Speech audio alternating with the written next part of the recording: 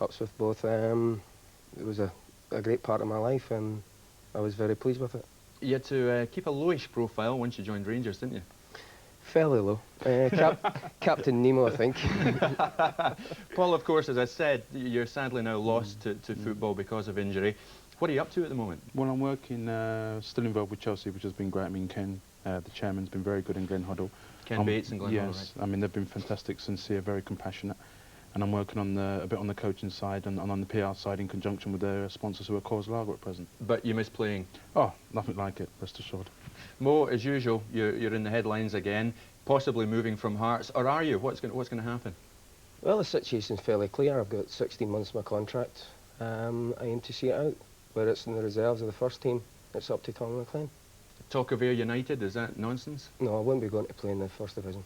No? Not at all. So, for now, you're going to stay with Hearts? Yes. No matter what? No matter what. OK, Mo. Well, right now it's your chance to win a League Championship football if you can name the first goal scorer in today's Old Firm encounter. The lines are open now. 0839 444 544 is the number, and they'll stay open until kick-off time at 3 o'clock. Mark Hateley is the bookies' favourite at 9-2, followed by Andy Walker at 6-1, then a list of players at 8s, Brian Laudrup, Charlie Nicholas, Gordon Jury, Simon Donnelly and Willie Falconer. It's 10-1 John Collins, 12s Charlie Miller and 14s Phil O'Donnell.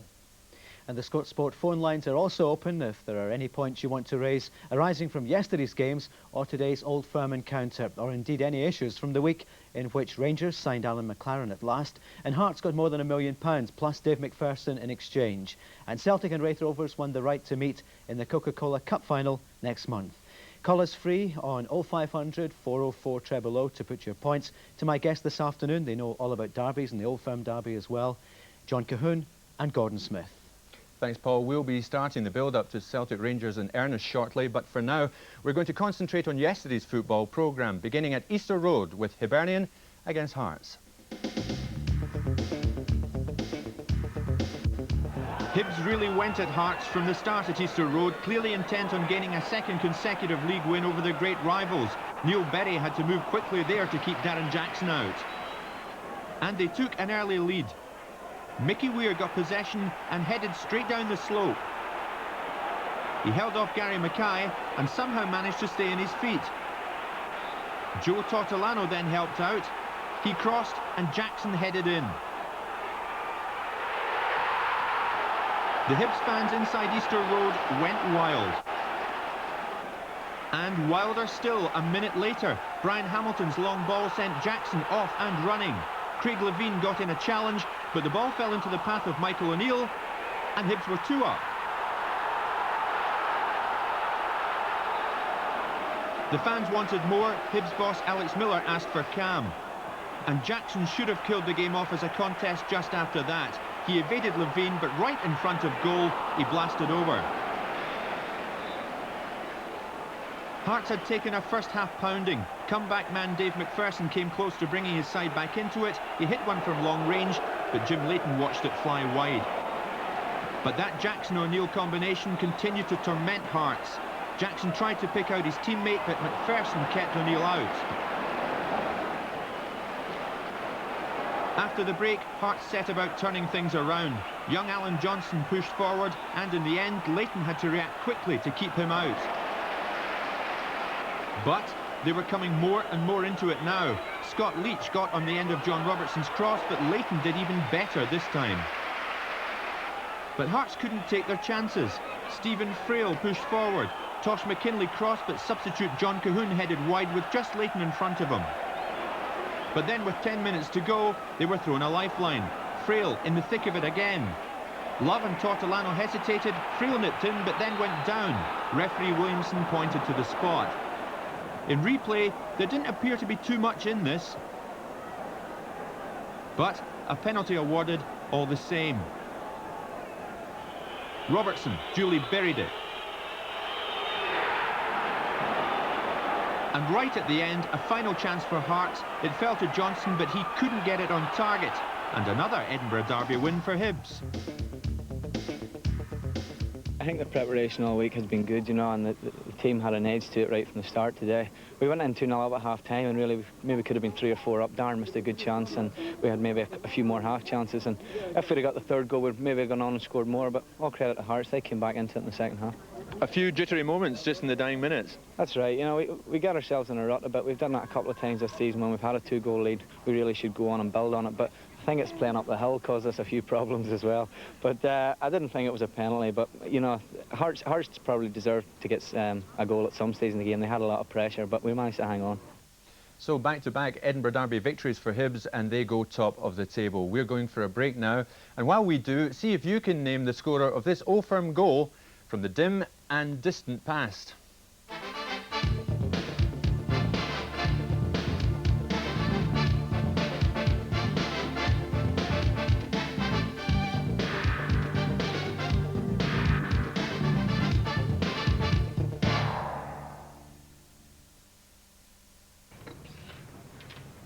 If you don't like my idea, blame him.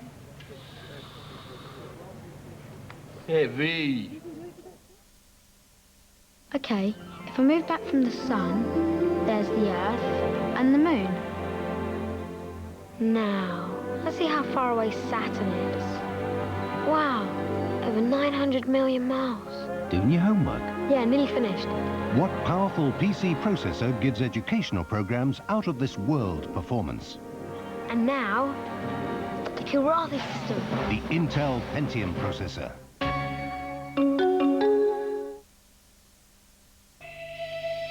The Bosch cordless drill puts technology at your fingertips.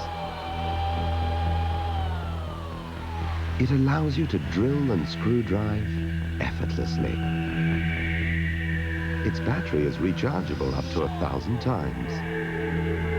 And its quick-changing keyless chuck makes life even easier. Bosch. Excellence comes as standard. Nice car. Want to show me what it can do?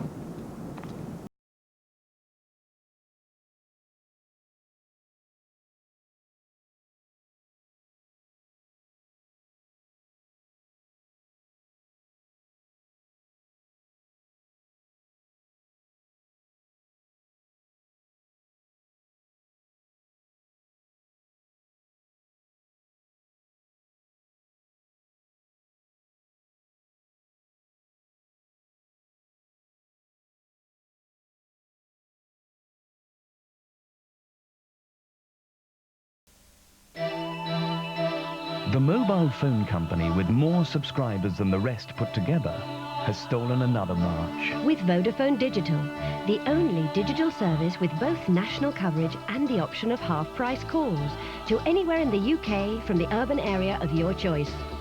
And the chance to make and receive calls in most of Europe and beyond. Vodafone. Nobody goes further to keep you in touch. I'm afraid what you've got here, Gov, is a problem with the auxiliary drive belt condition. You're going to have to check for glazing or separation of the belt plate. Drive belt tension might be a problem there again. It won't be if you've got a tensioner. You're going to need a second taking this party in the first part under section 2(4), subsection 3 under paragraph 6. The first party shall, upon fulfilment of the aforementioned conditions, be entitled to exclusive enjoyment its privileges thereto attached, hitherto enjoyed by the... I'm so sorry to have to tell you this, but because of the dilation of the cranial vortex and the acute hyperemic congestion of superficial vasculature, which has caused an edematous reaction... At Nationwide, we like to keep money matters simple. 40 fan belt. They left you everything. Won't hurt a bit. Building relationships with Nationwide, the building society.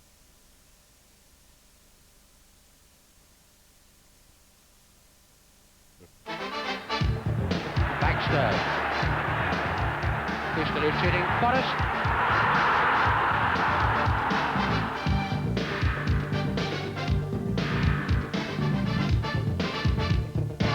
Jim Forrest is scorer for Rangers there, and that was in the League Cup final on the 24th of October 1964. Now, Motherwell also had the chance to go above Rangers yesterday, and they took it after something of a struggle against Kilmarnock at Fir Park.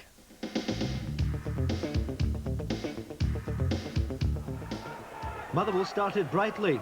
A great run by Rob McKinnon, who's been in tremendous form this season. His pass found the Irish international striker Tommy Coyne.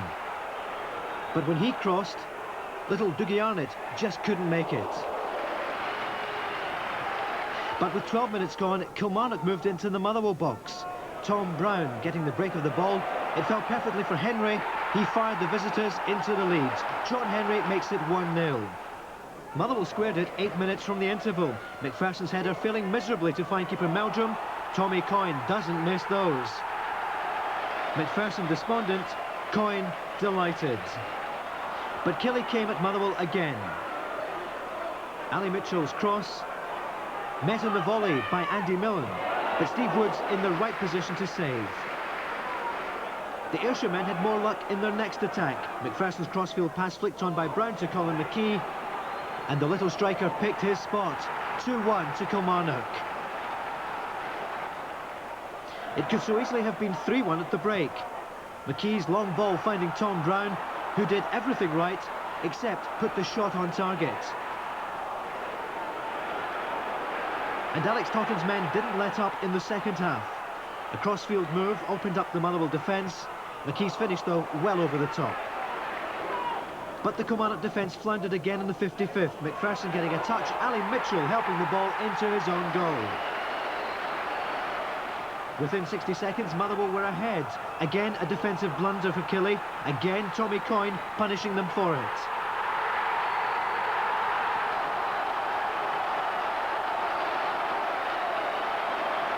Encouraged by their quick-fire double, Motherwell went looking for another. And the Arnott-Coyne-Shannon combination came close to pulling it off. Tommy Coyne playing it back, and that was just over the top. But Kilmarnock, to their credit, came charging back. A cross from the left, flicked on by Colin McKee, with Woods beaten, the ball there coming off the post. Killy refused to give up. McKee again leading the assault on the Motherwell goal. But look out for Woods. Getting his foot in to stop the shot, it came off the bar, and it was scrambled to safety. If at first you don't succeed, try again. Kilmarnock did, but luck was definitely out. The ball cleared off the line, somehow Motherwell managing to take the points.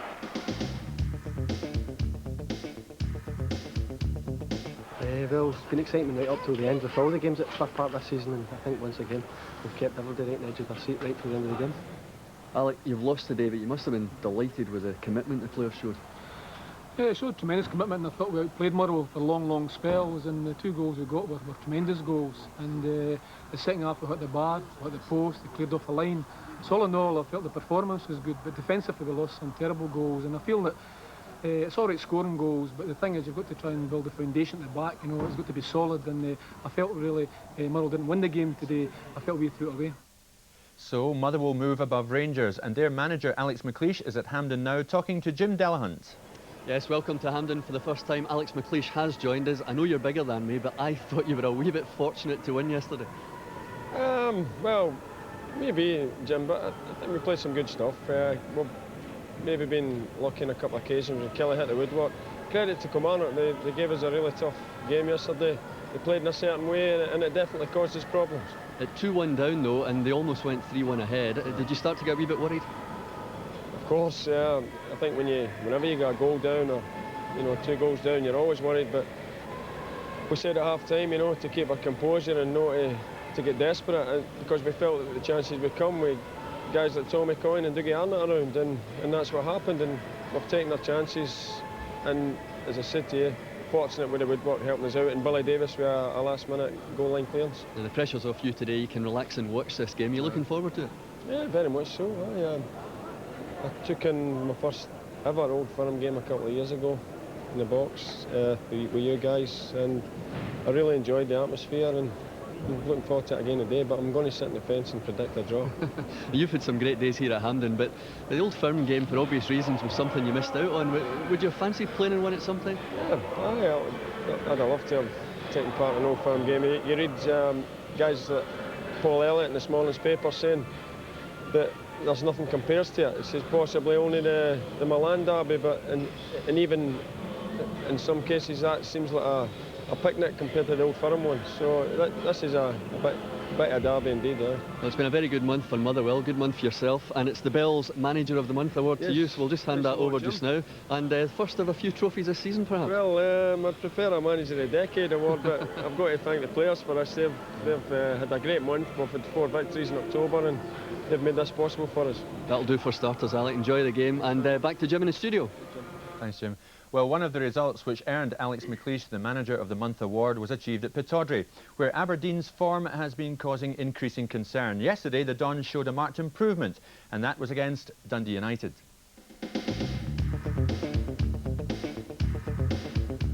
Two sides here who have it all to do if they're to impress their fans so far this season. The Dons haven't won in the league since the opening day. Their first crack at goal came from the corner. Paul Kane promptly forcing another with the deflection. And from the corner, one of the strangest goals of the season. The ball in the back of the net, 1-0 to Aberdeen. The replay shows it went in off the goalkeeper, Callum O'Hanlon. Another corner 2 minutes later, and the Dons were 2 up. Billy Dodds heading it on for Scott Booth, and Aberdeen turning round their fortunes. The perfect tonic for a Coca-Cola hangover. United tried to strike back on the break, but Snelders got down to this effort. Andy McLaren breaking through, but that's a good stop from the Dutch goalkeeper. But it was Aberdeen who looked to go 3 up before the interval when Booth looked up and set up Brian Grant. A good one too, Booth playing it across, but Grant failing to hit the target. Scott Booth was definitely in the mood yesterday afternoon, causing havoc in the United defence and giving Woodthorpe a great chance to finish off the opposition. Final throw of the first half dice fell to Billy McKinlay, the free kick. He's a specialist from this range, but no real problem for Teo Snelders. 2-0 at half-time to the Dons. Aberdeen stayed in top gear at the start of the second half. McKimmy's run and cross for Paul Kane. A good positive start for Willie Miller's men. It was the home side who always looked the more dangerous, and United old boy Ray McKinnon came close to burying his old teammates. But still it was 2. Next up was substitute Peter Heatherston, teeing up Scott Booth, and that's a brilliant drive just over the top. Finally, the Dons made it 3. McKimmy's cross, headed down for Paul Kane. He volleyed it past the goalkeeper, and the victory was secured. Number 4 now looks on when young Glass got in the end of this cross. Somehow the ball stayed out. Within seconds, United looked to have pulled one back, but Gary Smith cleared on the line. Or did he? Some thought it had crossed. Again, United on the attack. But again, the ball chested away. Good move in the dying moment. Substitute Jim McInally back in the fold at Tannadice after an argument with Jim McLean. A good ball through to Andy McLaren. And his lob just beaten by the crossbar. A great afternoon's outing for the Dons. And time for another break now. In a couple of minutes, Partick Thistle against Falkirk. But right now, it's time to name the Old Firm goal scorer again.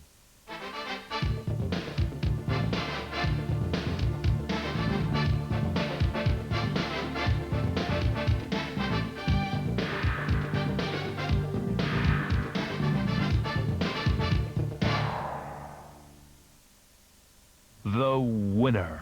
Full of knowledge about Scottish football, full of wisdom on tactics and play, constantly updating facts on teams, players, managers and results. Don't miss your copy. Every Monday in the Daily Record. I wish it had been around earlier. The new Compact Presario is a home computer that has everything you need to run your own business, including a built-in answer phone and fax. It also comes with CD-ROM to bring interactive learning to your children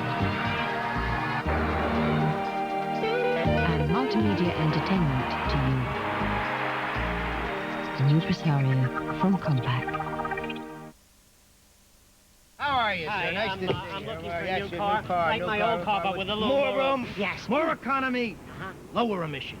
No problem. Right. He wants a new car, like his old car, only better. Better. Do you work out?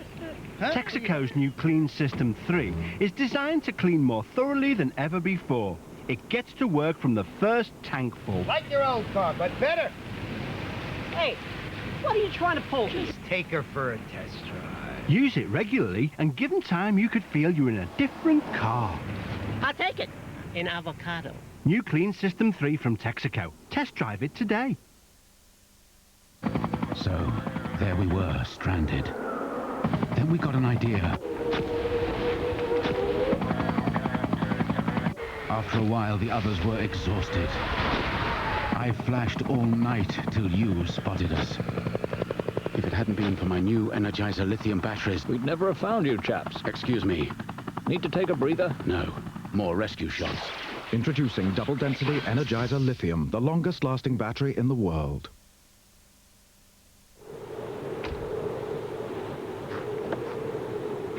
It's all right, Flower. We're just going to fetch Daddy. He's missed his train. Ford, the people who were first to make anti-lock brakes standard on a car, and the first to build a driver's airbag into every car they make,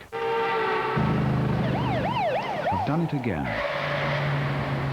All new Ford cars now come with a mobile phone. Hello? Hi, it's me. It's okay. Oh. Managed to get a lift. Oh, that's With free connection and Cellnet line rental of less than £10 a month, you can stay in touch however far you go. Fords with phones, because you never know. The Bosch Delta Sander puts technology at your fingertips. Easy-to-fit accessories allow you to sand and polish the smallest areas and the tightest corners effortlessly. Bosch. Excellence comes as standard.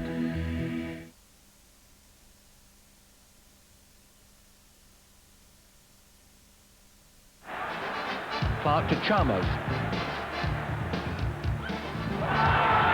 Johnston.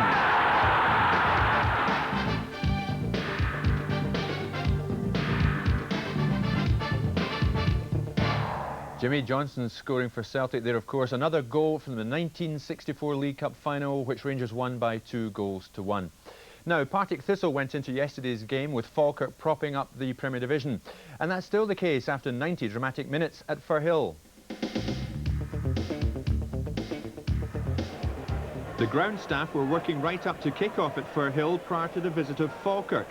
Thistle had the first chance in the opening minute, Roddy Grant making the most determined effort to reach Kevin McKee's cross, but his header landed on the top of the net. Falkirk should have gone ahead in their first attack.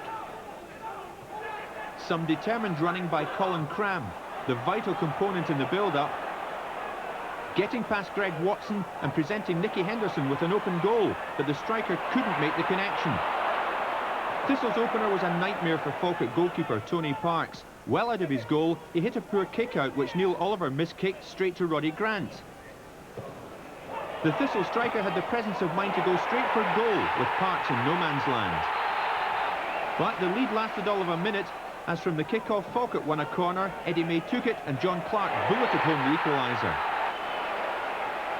Having gifted Thistle the lead, Falkirk almost gave them another. Oliver's control letting him down with Andy Gibson giving chase. Parks smothered the ball, and despite claims it was a pass back, the referee waved play on. With half-time approaching, Thistle scorer Roddy Grant went into the referee's book for persistent fouling, climbing all over Joe McLaughlin on this occasion. He claimed he was innocent, the referee disagreed. And there was worse to come for the striker in the second half. Then Eddie May linked with Nicky Henderson on the edge of the Thistle box, and Nelson fingertipped the shot round the post. It was May again a couple of minutes later. His effort this time went wide of the target. But the ex-Hibs man wasn't to be denied. Jamie McGowan's centre rolled into his path by Colin MacDonald to give May the easiest of tasks to make it 2-1 Falkirk. And just before the interval, Grant again got the better of the Falkirk defence to get onto a McKee cross. But just as he'd done in the first minute, he headed onto the top of the net. Thistle tried to redress the balance in the second half, a clever variation on the free kick, almost paying off. Ian Cameron denied twice by Parks. Then Roddy Grant played his final part in the proceedings, referee Ian Taylor judging that he elbowed McLaughlin, and he reached straight for the red card.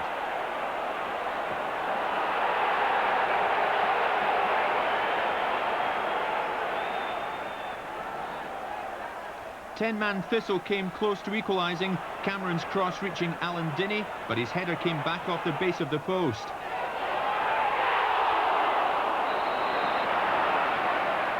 Then Isaac English went sprawling inside the box, but the referee said no penalty. Falkirk's best effort in the second half came late. Henderson made good space for himself, but side-footed his shot straight at Nelson. The Bairns, though, did hold on for 3 valuable points. Yes, we stressed to the players before they went out into the park that, you know, that this was really a big game for Partick Thistle. It was also a big game for us because, you know, to go to Celtic last week and get 3 points was a real big bonus for us. Though we always felt that we could cause them problems and get a result there. But it would really be good work done if we could come and win today. So it's turned out great for us, and you know, I thought we played very, very well the first half and deservedly went in front. But we seemed to sit back in the second half and never got out the bit. It just shows you know we've learned a lot from the last time in Premier League, and you know, really Partick Thistle had very few opportunities for all the pressure they had. So good result. I'm delighted. So after yesterday's 4 matches, the Premier Division table looks like this. Hibernian and Motherwell have moved above Rangers. Celtic, Falkirk and Hearts are together on 16 points. Then it's Aberdeen and Dundee United with 11 points, Kilmarnock on 9 and Partick Thistle propping up the table on 8. And now to Dundee, where the home side is gaining a reputation for the outrageous way they've been celebrating goals this season. The talk of the Dens Park terraces yesterday centred around what their heroes would do if they put the ball in the St Johnstone net, and their team duly delivered.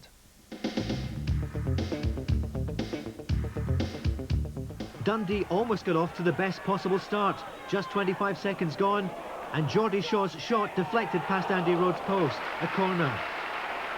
Moments later, the home side almost took the lead. Tosh cutting back a McCann cross into the path of Shaw, but he headed high over the bar. He knows he should have done better. The Saints weren't there simply to make up the numbers, and when Swedish trialist Jörgen Wellmark crossed from the left, it took a goal line clearance from player boss Jim Duffy to deny Grant McMartin. Dundee came oh so close just before half-time. Rhodes again the hero, scrambling across his goal to save Cargo's 25-yard drive. After the break, Wellmark's run and shot showed why Paul Sturrock was so keen to bring him to McDermott Park. The Perth fans have already warmed to the big striker. On the hour, Dundee went ahead. McCann's deep corner, headed back by McQuillan, Shaw on hand to knock the ball home from 6 yards, and then the celebration started. In a way, only Dundee players know how.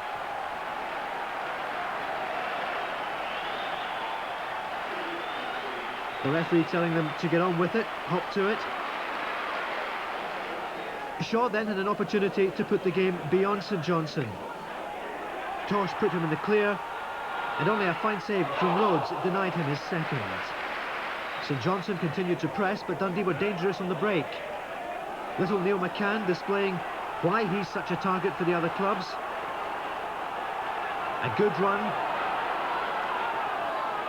but eventually he was just off target. The Saints were determined to take something from this game and battled right till the final whistle. But no matter how hard they tried, they couldn't break down the Dundee defence. George O'Boyle having a go. A good win for Dundee. Well, Raith Rovers reached the Coca-Cola Cup final in midweek with a dramatic penalty shootout victory over Airdrie. Yesterday, they were brought crashing down to earth at home to league leaders, Dunfermline. What a Fife derby this proved to be. With only 2 minutes gone, the Coca-Cola Cup finalists went ahead. Ian Redford releasing Barry Wilson on the right, and his lob over Ian Westwater seemed to take an age before hitting the back of the net.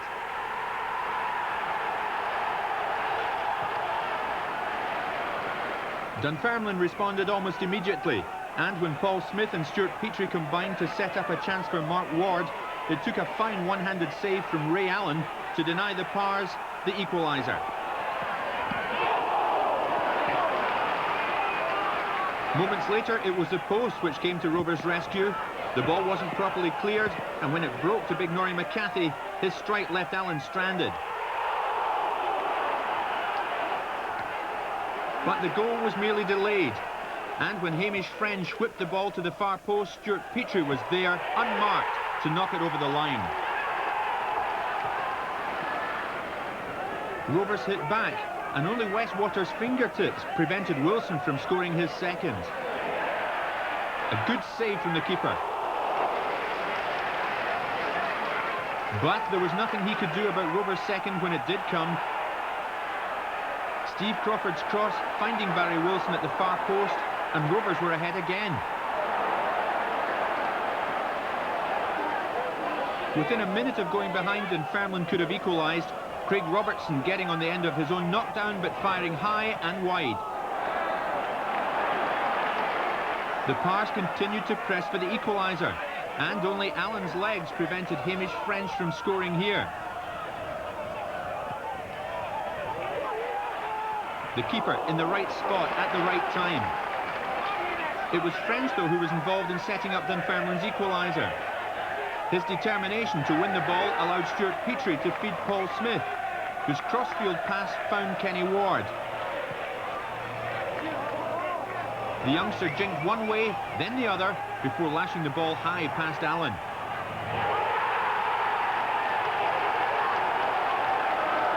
Before half-time, both teams had an opportunity to take the lead. Ali Graham heading wide when it seemed easier to score.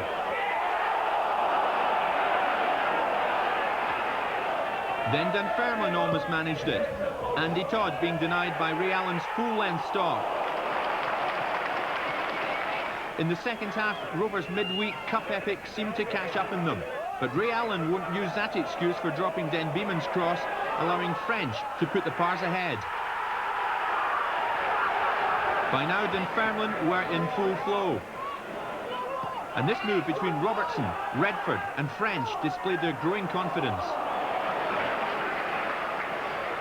Dunfermline's pressure finally paid off, Kenny Ward jinking away from 3 Raith Rovers defenders before shooting low past Allen for his second and Dunfermline's fourth.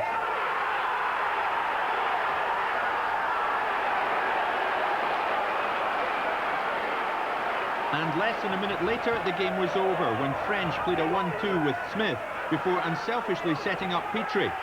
His first shot was blocked, but he reacted first to nod the ball into the net to complete a fine afternoon's work. Not a bad derby, this one.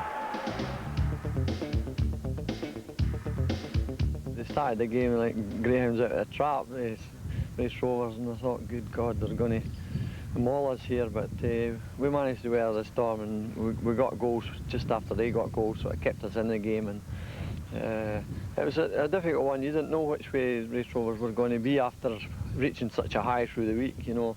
It's hard to motivate yourself, but the big crowd must have helped. But I am absolutely delighted the way we played. Well, kick-off at Hampden is fast approaching, and we can hear now from rival managers Tommy Burns and Walter Smith. They're with Jim Delahunt. Yes, welcome back to Hampden. Tommy Burns and Walter Smith with me down trackside. Tommy, you were away from this fixture for 3 or 4 years. It hasn't really changed, has it? Oh, I don't think it ever will change, Jim. It's the be-all and end-all. Every time you play, it's the most important game for the supporters and for the respective clubs, so it'll never change. Be-all and end-all, Walter? Well, it is that way. I mean, I think, you know, when you're associated with supporters as closely as both these clubs are, and you know what it means to them to win the game, adds a little bit extra to the match. We were just talking beforehand about the reserve game yesterday. 14,000 at that match, the biggest crowd in Scotland. Well, I think that's good testimony to the supporters. I mean, they'll go and support their team no matter if it's a youth team game. Yesterday, I think they get the same crowd, Jim. And that's just what Celtic and Rangers supporters are all about. We don't want to run through your injury list, Walter, because we've only got a minute and a half, but 2 or 3 players have come through and you've got them in the team sheet today. Charlie Miller's been playing in the last few weeks, so he's a young lad, and he's been doing very well for us. And he's in on merit. People are inclined to forget that, they consider the injury list, but he's in because he's played well, and he had played well prior to the injuries we have. quite a lot of pre-match publicity about young Brian McGinty, whether he might get a game or not, but you've decided against that. Well, Ali McCoy is fit now. He said he feels okay, and I said yesterday that he would only be involved if McCoy wasn't fit. And Tommy, for you, Phil O'Donnell, he's come through and he's playing. Yeah, Phil's been on the treatment table the first 3 or 4 days of the week, Jim, but the last couple of days he's managed to do a wee bit of training, and he's fine. He goes in from the start today, yeah. Most people put this down in the coupon as a draw, but how's it going to go today? Well, you never like to predict a game. I mean, people have said many times before that it doesn't matter which of the two teams is on top are doing well prior to the game. It's always a very tight one. Tommy, first blood to you earlier in the season, and also the reserves did you a turn yesterday. Well, I think just what Walter says, Jim, it's a very, very difficult fixture to think about before the game and think who's going to win the game, because you usually find that the team that's struggling the most is the team that's gets the upper hand on the day, and I think both of us could be playing better actually, but it'll be interesting. As long as we finish with 1 more than them, Jim, I'll be quite happy. The players talk about nerves. Do you get nervous before this? Oh, certainly. I mean, it's part and parcel of it. I think even the supporters get nervous for these games, and that's what adds to the atmosphere. And if you didn't feel that wee bit of nerves and a wee bit of apprehension, you know, it wouldn't be what it was. Well, the rain's coming on. Neither of you have a jacket, so we better let you go back inside. Thanks a lot. Thanks a lot, Jim. Thanks a lot. Oh, Paul, I mean, you've been away for some time, but it's still the be-all and end-all. You go along with that. Yeah, I mean, the sheer magnitude of the game, all the pre-match publicity, you can see then as well, both managers are rowing up to it. I mean, Tommy looks like he wants to go and get stripped and get a game this afternoon. You mentioned that, Mo. He looks pretty fit still, doesn't he, Tommy Burns? He does. He looks as if he's just ready to be on playing outside left, I think. He looks as if he's been up doing his bit, I think. Mo, it's a very big day for Alan McLaren, of course. He makes his debut right into the cauldron. Here he is warming up earlier on today. Now, you know him. How will this atmosphere get him, or will it get to him? He will handle it, no matter what. He's a true professional. He's played for Scotland at the highest level. He's played at Hearts at the highest level. So, for me, he'll have no problems. He'll come through it. How do you rate him, Mo? Oh, he's right up there amongst the best. Sean Goffey's given him a bit of praise this morning and put it in the newspapers. He'll probably go on to captain Rangers.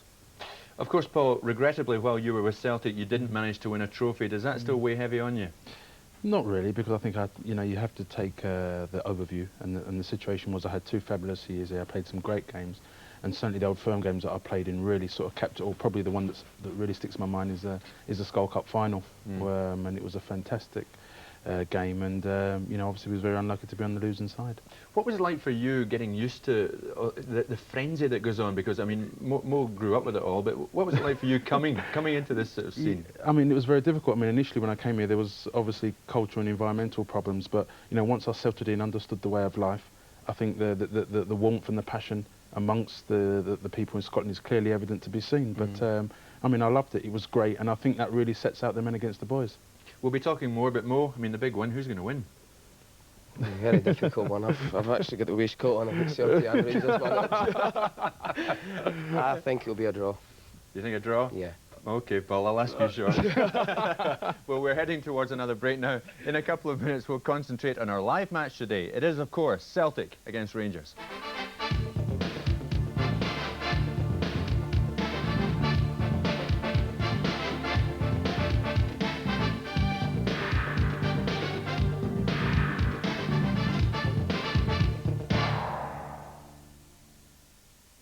Buy a quarter pounder with cheese extra value meal from McDonald's. Save an equilateral curved heptagon.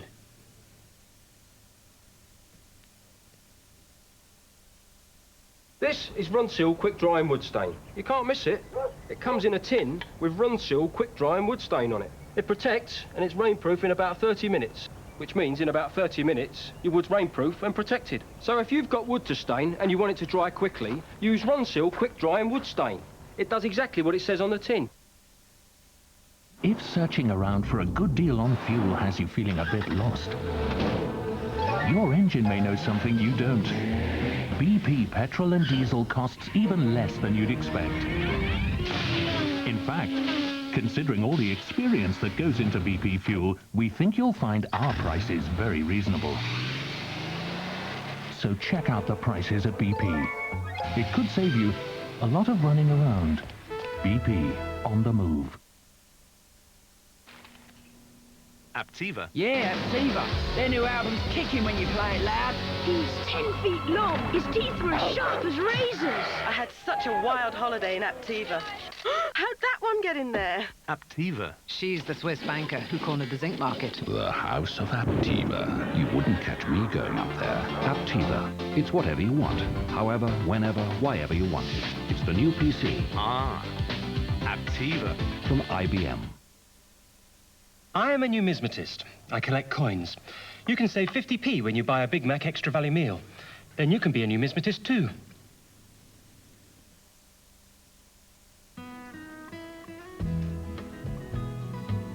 Are you busy, Henry? Oh, Here, run Sarah home for me, will you? Think you have the time to spend an evening with me?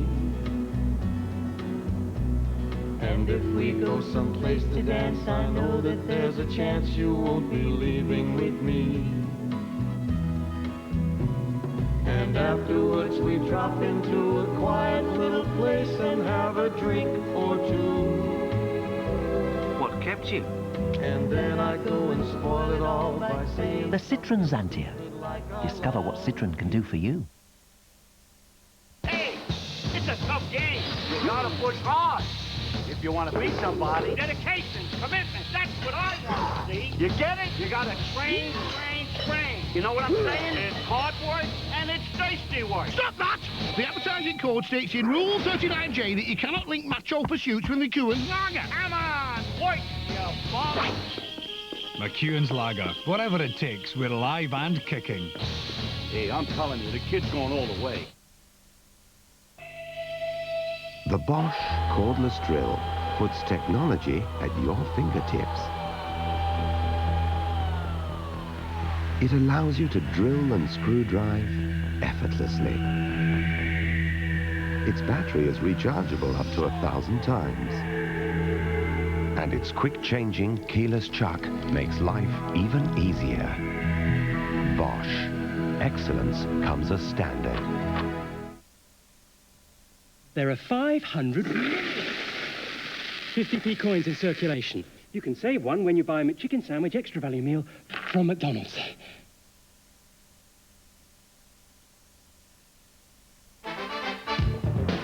Donald. Slap back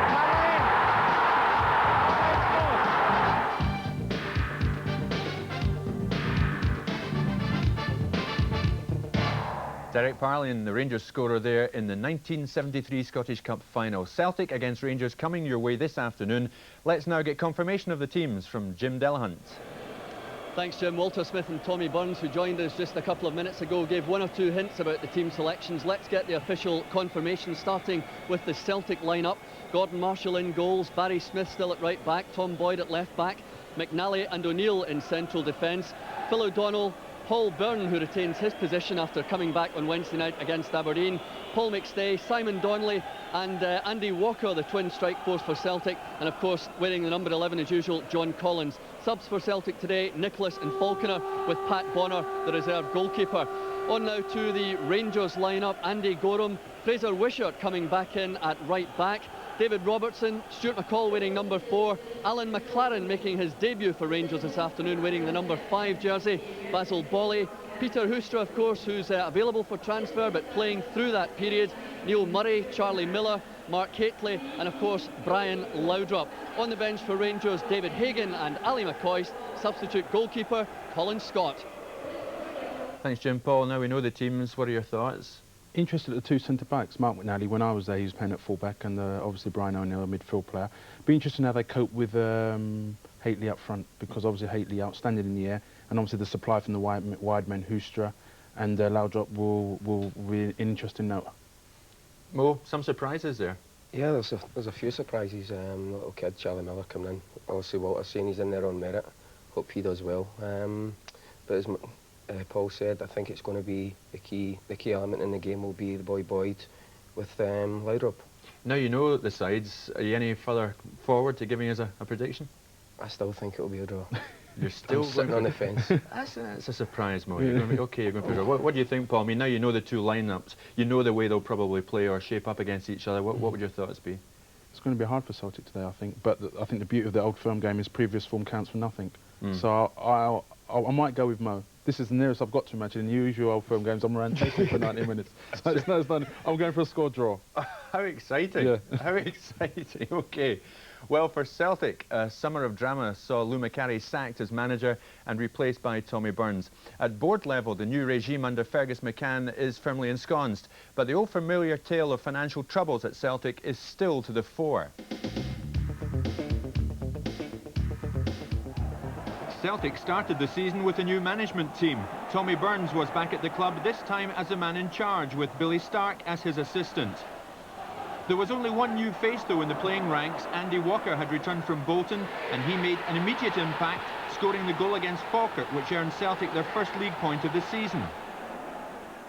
Before the month of August was out, Celtic fans were convinced the good times were back. Goals by John Collins and Paul McStay gave the side victory in the first Old Firm clash of the season at Ibrox. Not only were Celtic winning, they were spending money. Fergus McCann gave Tommy Burns £1.75 million to buy Phil O'Donnell from Motherwell. The midfielder didn't waste any time in repaying his fee, hitting a double on his debut against Partick Thistle to put Celtic top of the Premier table. The players seem to be enjoying their temporary move to Hampden. In their match against Hibs there on September the 24th, they produced one of the goals of the season. Grant. Laid off by Collins to Nicholas. Good play. Peter Grant gets a touch as Collins. It's a magnificent goal by Celtic.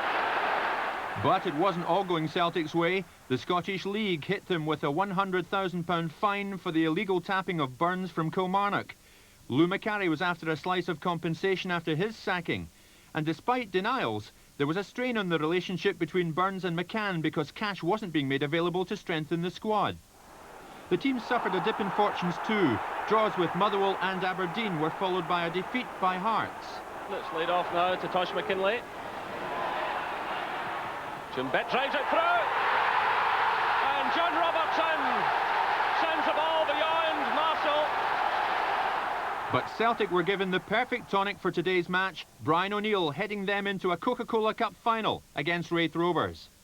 Rangers are going through something of a transitional period, but they remain favourites to retain the title. The need for change at Ibrox was sparked by failure on a higher level.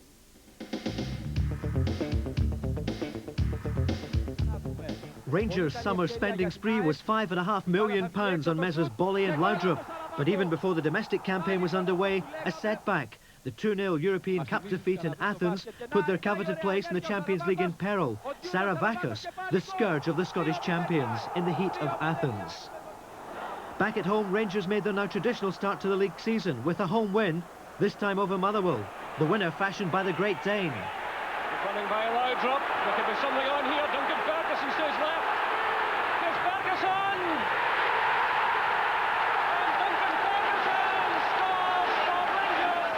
Days later, another full house at Ibrox. Can Rangers qualify for the Champions League? Athens are 2 up. This is Chatas. And that's into the net by Savevsky. 42 minutes gone, and that could signal the end for Rangers. And then Basil Bolly in the newspapers, criticising his colleagues for the Ibrox set-up in a French magazine. It was sorted out, though, by Walter Smith. Then a defeat by Celtic at Ibrox. The summer of '94 closed with Rangers' Coca-Cola Cup hopes fading quicker than their tans. Falkirk turning them over at Ibrox. Chance to atone, though, in the league in September. Bolly is well forward, using his strength, trying to get through. And Basil Bolly scores! Another good win as well against Hearts in the live game in September. Into October, and a good start for Rangers at Easter Road. Basil Bolly, again the scorer for the champions. But then disaster struck for them, Hibs equalising through Gordon Hunter.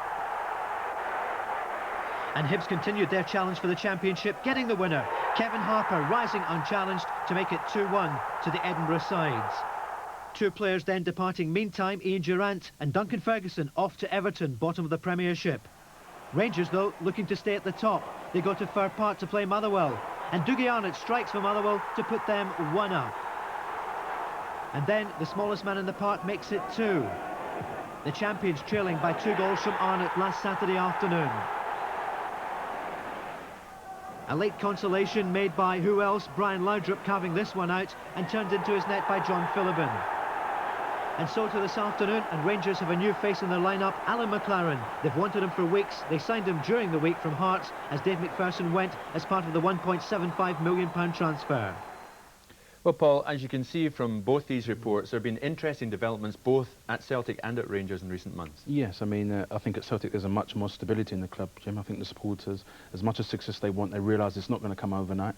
I think in Tommy Burns they've got an outstanding manager, and I'm sure obviously in Fergus McCann they've got the business brain behind it to obviously, you know, bring back the success. As far as Rangers are concerned, obviously the defeat against AEK Athens in Europe has put a big dent in their throne, but I still think they will be there or thereabouts. But I think what's pleasing, Jim, in general for the Scottish game is obviously the emergence of Hibs and Motherwell. I mean, Celtic or Rangers, we're talking about them, they've got no divine right to be there unless they justify that, and I think that's great for the Scottish game. Paul is right, Mo, they have no divine right to be there. I don't think any team have got divine right to be at the top. You can see our club as well, that we've won 4 out of 6 now, and we're up there. The way things are going at the Scottish game at the moment with 3 points for a victory, it gets you up there if you go on a run. Of course, but of course it's still such a major fixture, and we're covering it live in a few minutes. Well, one man with an important part to play in today's proceedings is Brian Laudrup of Rangers, and he's now at Hampden talking to Jim Delahan. Back to Hampden, Tommy Burns will now present the Bell's Player of the Month award to Brian Laudrup. Yeah, great pleasure. Well done, young man. Well done. Cheers. Thanks very much, Tommy. Cheers, Brian, well done. Player of the Month. You've had a great time since you started here at Rangers. Yeah, I'm enjoying myself right now, and I'm very pleased about and very honoured about this award. What about this atmosphere here this afternoon? It's absolutely great. I'm looking forward to this game. You've played in an Old Firm match already. How did you find it? Apart from the result, very good. It was a fantastic experience, a fantastic atmosphere, but I hope the result will be a little bit more positive. Thank you very much, Brian. Well done. Now, as far as Ladbrokes are concerned, they go 13-8 on either side winning this afternoon, with 15-8 the draw, as predicted by Paul and Mo. And time is running out. If you want to have a go in our first goal scorer competition, the number to ring is 0839 444 544. There's a reminder of the prices on offer today. Mark Hateley, the 92 favourite, Andy Walker at 6-1. Then that clutch of 5 players on 8-1. John Collins is 10-1. Charlie Miller 12s and 14s. Phil O'Donnell. Let's now hand over to our commentary team, summariser Alan McInally and commentator Jerry McNee, and look out during the match coverage for Super Slow-Mo, a facility supplied by Bell's, the league championship sponsors.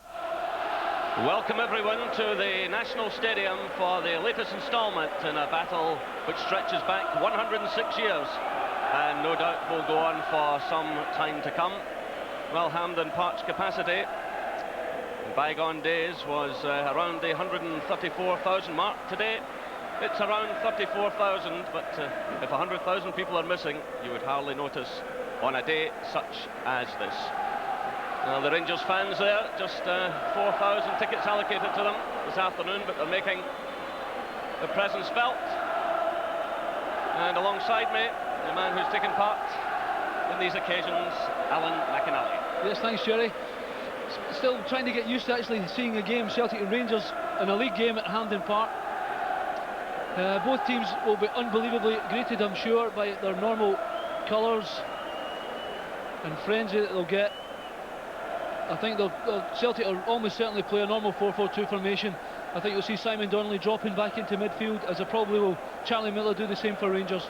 Well, let's have a look at that Celtic lineup, Alan.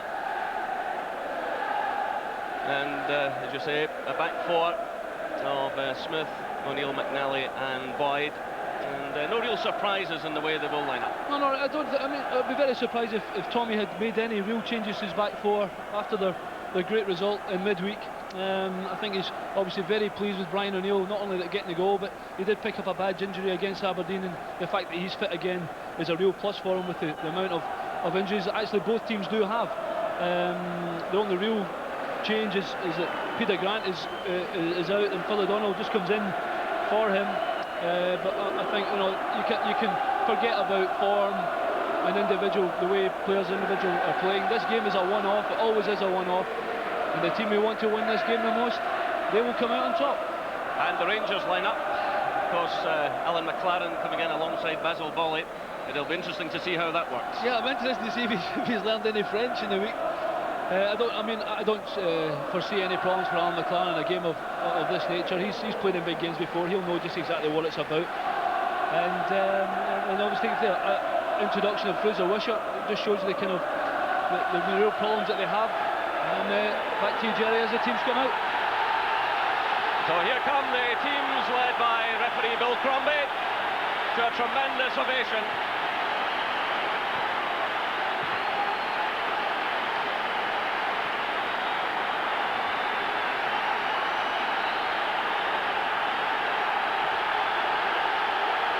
Celtic players picking up their various positions. A huge Celtic support here this afternoon. Well, Rangers without players like Richard Gough, John Brown, Trevor Stephen, Alexei Mikhailichenko and Ali McCoy still on the bench. But these Rangers fans will get right behind their side, they'll get 100%. And Alan, what a talented Celtic midfield that is. When you look at Phil O'Donnell, who was cup-tied during the week, coming in this afternoon, some real quality in there. Very, very talented. I think Tommy's obviously basing his, well, with his inclusion of buying Phil O'Donnell for 1.75 million, when really, personally, I thought, they have had problems in scoring goals and they have had problems in defence. He thinks the key to midfield is for Celtic, and they have an abundance of talent there, and I'm sure that's exactly where he'll want everything to come from today. And there is Alan McLaren. What a huge day in his career. He's been playing Premier League football since the age of 17, so he certainly knows what it's all about. That's an Old Firm game, just a little bit different, but he's looking quite calm and composed.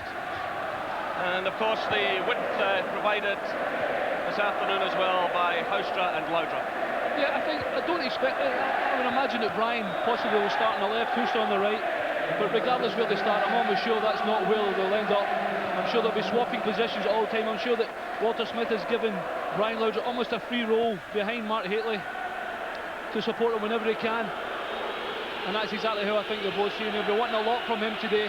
Rangers really do tick when Brian's on form, and Peter Haustra, a player of tremendous quality, although a lot of speculation about him leaving Rangers. And he'll be wanting to show just exactly what he can do today. There's the referee Bill Crombie from Edinburgh, a highly experienced official. It is quite surprising that this is his first Old Firm match. But an excellent referee, and I'm sure he'll keep a very close control of things. So it will be Celtic to kick off amid this bedlam here at Hampden Park. It's the League Cup finalists against the reigning champions. So away we go for the second Old Firm match of the season. And immediately it's Laudrup trying to get forward, but away by McNally. No header there, first touch for McLaren, through to McCall. McCall will be very important to Rangers this afternoon, that's a good ball. And Laudrup blocked there by McNally, so a corner after just 20 seconds. Yeah, I think Rangers obviously well keyed up for this. A great start by then. Celtic started this by giving the ball away immediately from the centre, and Tommy won't be happy with that, I'm sure. And already it's resulted in a corner for Rangers. Celtic will have to be on their toes here. So Bolly has moved forward. Hateley's there as well with a header, and it's off the line by Collins. A tremendous start by Rangers. And it's Collins in there, battling away again with Laudrup. That's exactly what I said, Jerry. Mark Hateley almost scoring from there. Great ball in. Mark getting up, winning the header. That's why John Collins is on the line to do his job for his goalkeeper and clear the danger. Free kick awarded to Celtic.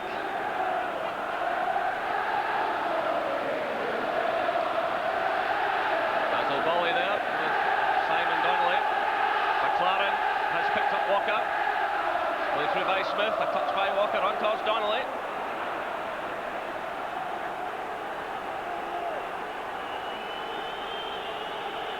So Peter Haustra down there on the left-hand side of the field at the moment. Laudrup just inside him.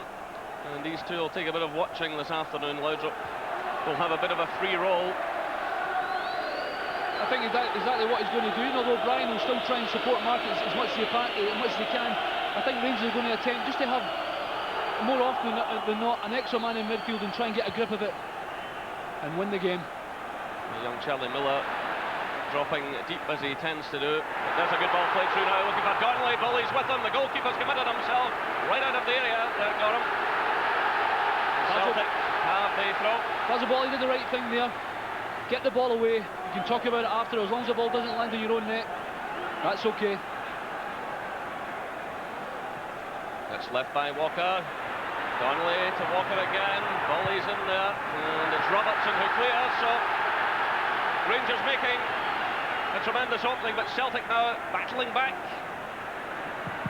Smith driving it through and blocked by Robertson.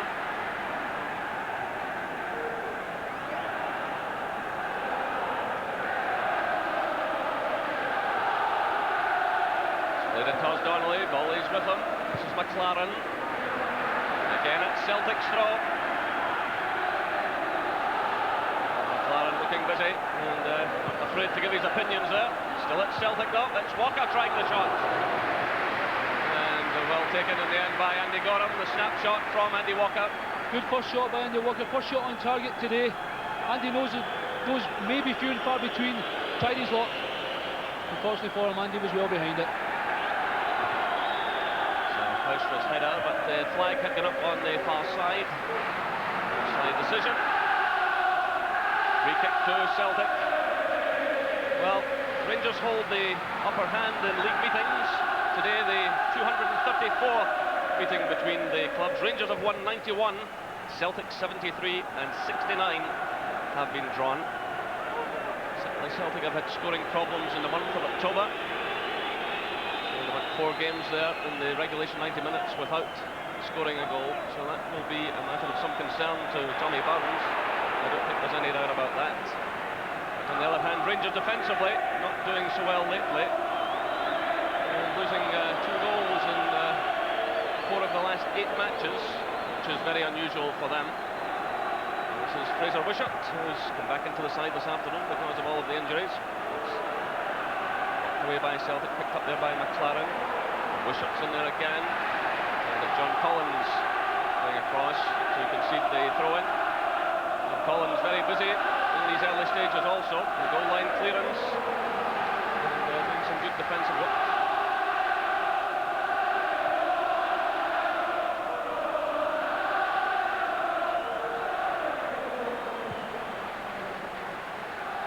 It's aimed as ever towards Hateley. Laudrup. And that's Celtic's ball. So 5 minutes gone here at Hampden Park. Celtic 0, Rangers 0. Plenty of action in these early stages, and here comes Laudrup again. On tremendous pace. Tom Boyd digs in well. So now looking for Donnelly. That's a good solid challenge by McLaren. So he's made a good start to the match. Bully's in there. This is Murray. McCall getting no time at all. McLaren plays it across to Robertson. House's just ahead of him. And that drifts out for the throw. I'm sure, Jerry, if any players, which I'm sure they did have any nerves before the game, but this time everything's forgotten. They're well into their stride now, trying to get a feel of the ball, play a few passes together, and concentrating on the job ahead.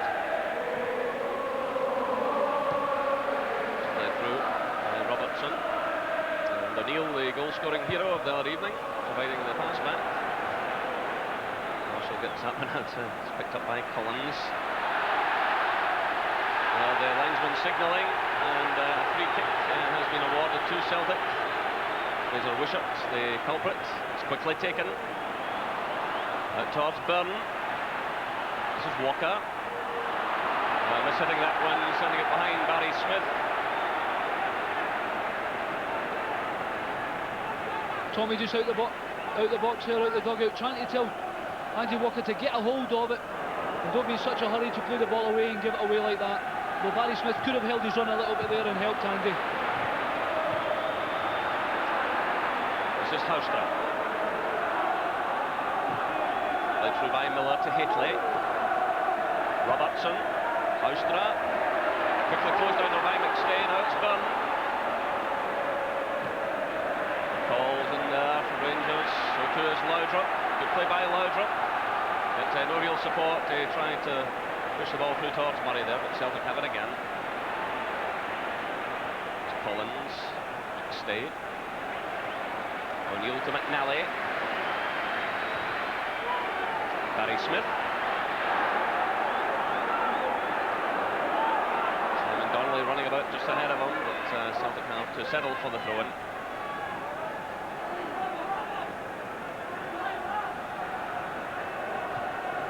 So Robertson's header.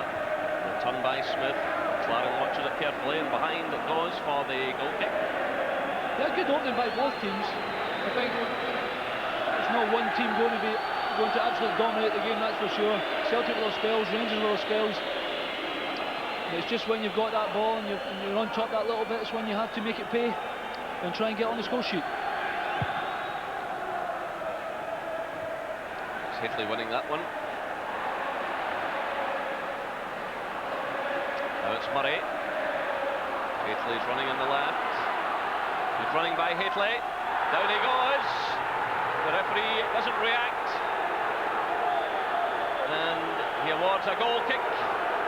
Well, it was certainly excellent running by the Rangers striker. I must admit, Jerry, my first reaction was it was definitely a penalty. And we've seen it in the replay. I think Mark Hateley's got every right to think he could have been given one. The referee was certainly well positioned. Gave a decision. Maybe see it better from here. Mark certainly does get in ahead of him. And Barry Smith certainly comes in late. And for me, that's a penalty for Rangers. A break for Celtic. They're in possession through O'Neill.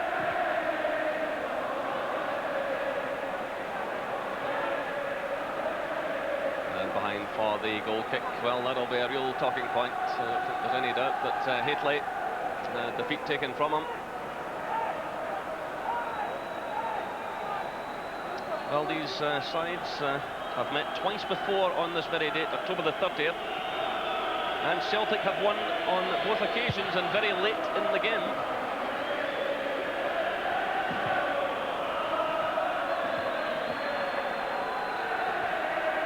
This is McCall. Laudrup. A good open game so far. Both sides really having a go. That's Celtic. It's Donnelly. This is O'Donnell. Byrne's running wide. And Robertson getting in there, taking absolutely no chance against Byrne. Well, Paul Byrne had a superb match against Rangers at Ibrox in the League Cup last season, even though Celtic lost that night. And he's lost a bit of weight, and Tommy Burns has been pleased with him in training of late. So interesting to see how he performs this afternoon. Yeah, I was speaking to Paul before the game, Jerry, and he's, well pleased he's back in the. We're certainly in Celtic's plans, if nothing else. And he'll be relishing this today, I'm sure. That's a long one played by McNally, looking for Collins. Wishart gets a touch. Murray's caught in possession. Battle going on out there on the edge of the penalty area. And Neil Murray does well, gets it away. Hateley caught there by McNally. The free kick is awarded. It's quickly taken.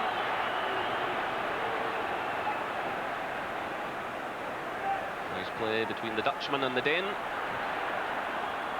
Back through towards Laudrup. Again showing tremendous pace, this time on the left. Hateley covering a lot of ground. This is Wishart. Hateley. Neil Murray to McCall. Back out towards Laudrup. And trying to thread it through to Haustra. Still he has it though. So that brings a huge cheer from the Rangers fans and enjoying the skills of Laudrup. Yeah, full marks to Paul Byrne. He wasn't deceived by Brian, thinking he was going to cross it and try and dink it through to Peter Haustra. He blocked his path there. Although Rangers still in the ascendancy here with a throw-in deep in Celtic's half. So it's Robertson, who is a bit of a long throw specialist. Aimed in towards Hateley. Haustra gets the touch. Well, almost an opening for Miller. There could be one for McCall. Well, Stuart McCall, the opening for him there. Just the one goal this season, and there was an opportunity there. Certainly was. A little wry smile on his face you just saw there. He knows he should have done better. Great scoring position for him. Didn't hit the target. You ain't going to score. So that's Rangers' ball.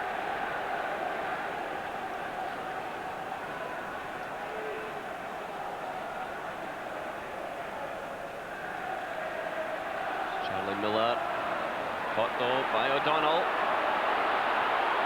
Sending it through. Donnelly showing great pace, but Bully with him all the way. And he concedes the corner kick.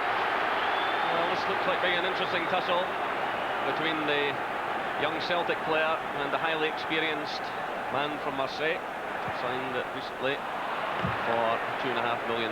So that ball into the side netting and behind for the goal kick.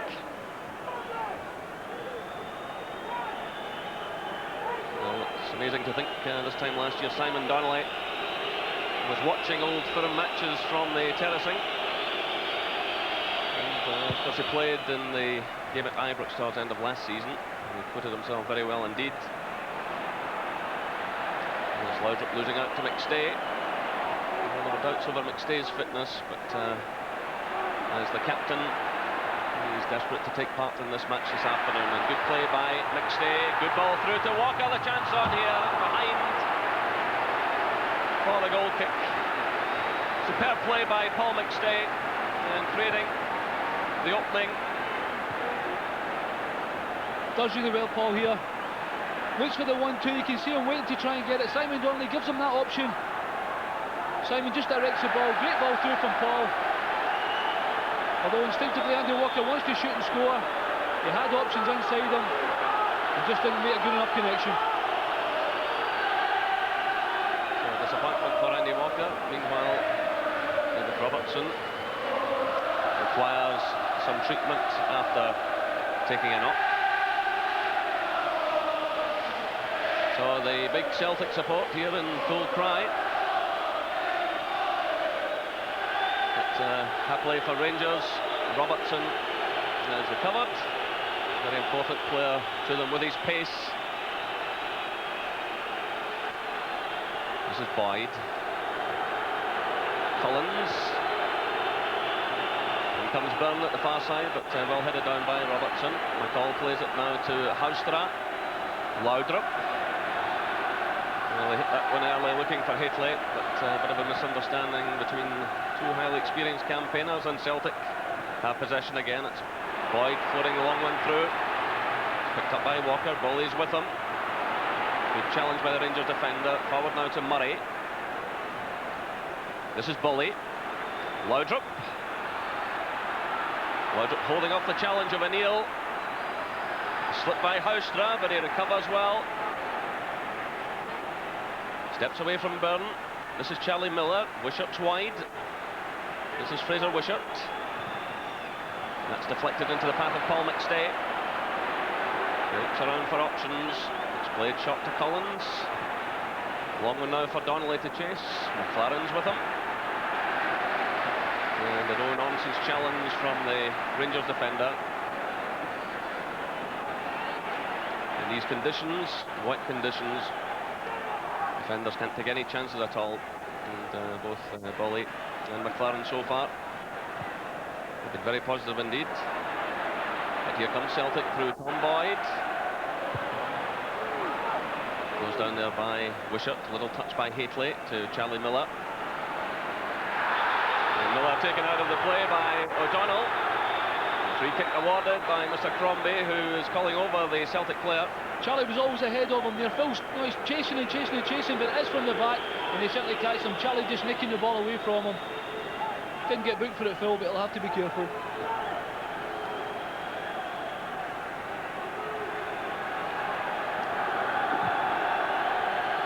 McLaren plays it through. Comes off the head of Boyd, but McNally's there to provide the cover. So McLaren taking charge of that situation. Both he and Bowley were moving towards the ball, but again a very positive touch from the Rangers defender.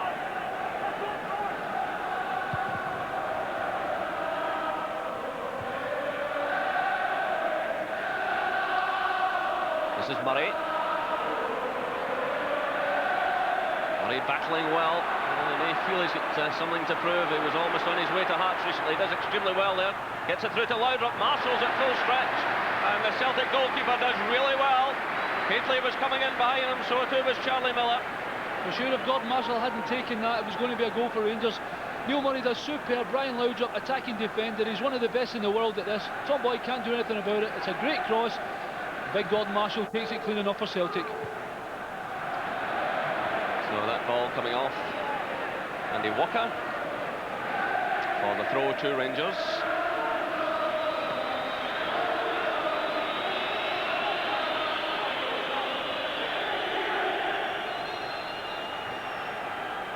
Celtic defenders crowding in and Hateley there. And now it's Collins who has it. Survives that challenge from Stuart McCall. Gives it to Boyd. Boyd going outside of Wishart, but as well the defender. This is Murray. Given away though to McStay. Through for Donnelly. Good play by Donnelly. To McStay, but complete miss hit by the Celtic midfielder. Will be disappointed with that. Well, they played the other evening, and it was he was only about 60% fit, so he might be struggling still quite a bit. But with Peter Grant out this afternoon, he would certainly want to take part.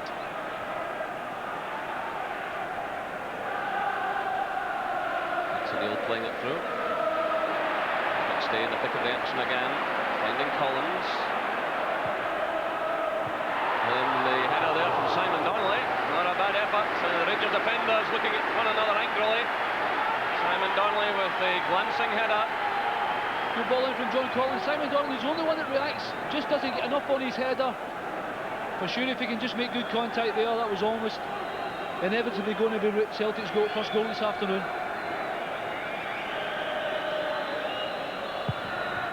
Andy Gorham was not at all happy with his defenders there, and he let them know it. But here come Rangers. It's Miller. That ball breaks through now to Peter Houstra. Laudrup's calling for it. Still it's Houstra.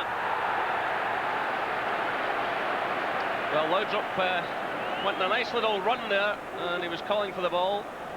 But Houstra saw a little opening as well. He went for it. Here he is again. It's played through to Miller. First touch letting him down though. Lovely skills by McStay to O'Donnell. So 20 minutes gone here. Still no scoring, but plenty of action. Both sides having a real go, but the offside flag goes up against Andy Walker.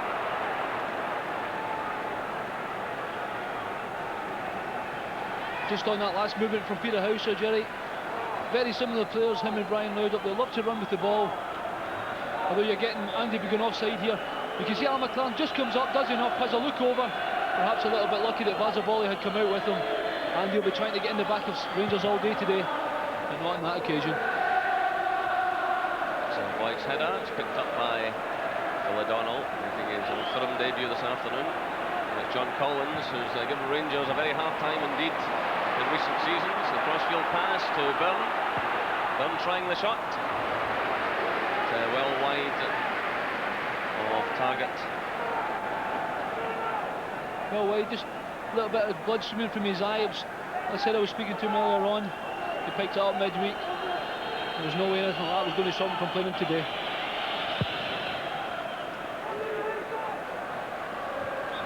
McNally climbing a bit on Hateley, indicates the referee. McNally doesn't necessarily agree, but a free kick it is to Rangers. McLaren plays it short to Robertson. This is Laudrup. McCall playing it through, looking for Laudrup again. It looks just a bit ambitious, but Laudrup almost getting to it. Brian trying a little back heel, trying to play it off Barry Smith at the corner. A little bit unlucky, it never came off.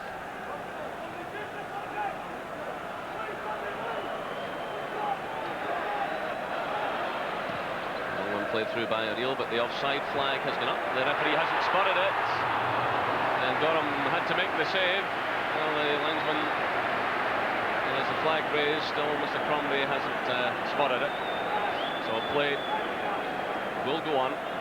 Mr. Crombie never looked at all at the linesman there, which is a little surprising. Although it eventually came to nothing anyway. But had it been, I'm sure there'd have been a few words to be said by Walter Smith. This is Laudrup. Good skills again by Laudrup. A delightful cross, a chance on Van Murray, and it's swept away by O'Neill. Well, perhaps a classic case of the chance falling to the wrong player. He wanted a striker on the end of that one, someone like Ali McCoy, who's down there on the bench. What a glorious chance, what a great cross it was by Laudrup. Great cross by Brownhill, but it's wing player at its best. Deep cross, Mark's brought everybody to the near post. To be fair, I would normally protect most players, being a player myself, and Neil Murray knows he really should have scored there, striker or not. He had an open goal, and all he has to do is slide the ball into the net, and never made good contact with the ball at all. So, free kick awarded to Rangers. It's taken by Volley to McCall. This is Robertson, through for Houstra. McNally comes to meet him. It's out for the throw. Mark McNally, who's still to settle his future with Celtic and short-term contracts at the moment. Can't reach agreement with them, but that'll be the last thing in his mind at this particular moment. So Robertson again with the long throw in towards Hateley. This is Laudrup. Oh, nice play there by Wishart. And trying the shot as well, he had the confidence to go on with it. That was delightful play from the fullback. Nice to see Fraser Wishart involved in a game like that. He hasn't played a great deal for Rangers this season. Great body swerve round there. His shot never came to anything, that never really troubled Gordon Marshall.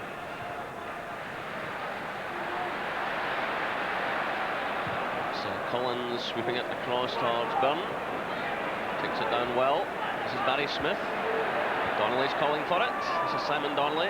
McCall's with him. He hits the early cross. It's swept away by Murray. The header from Robertson. Laudrup's closed down by McNally.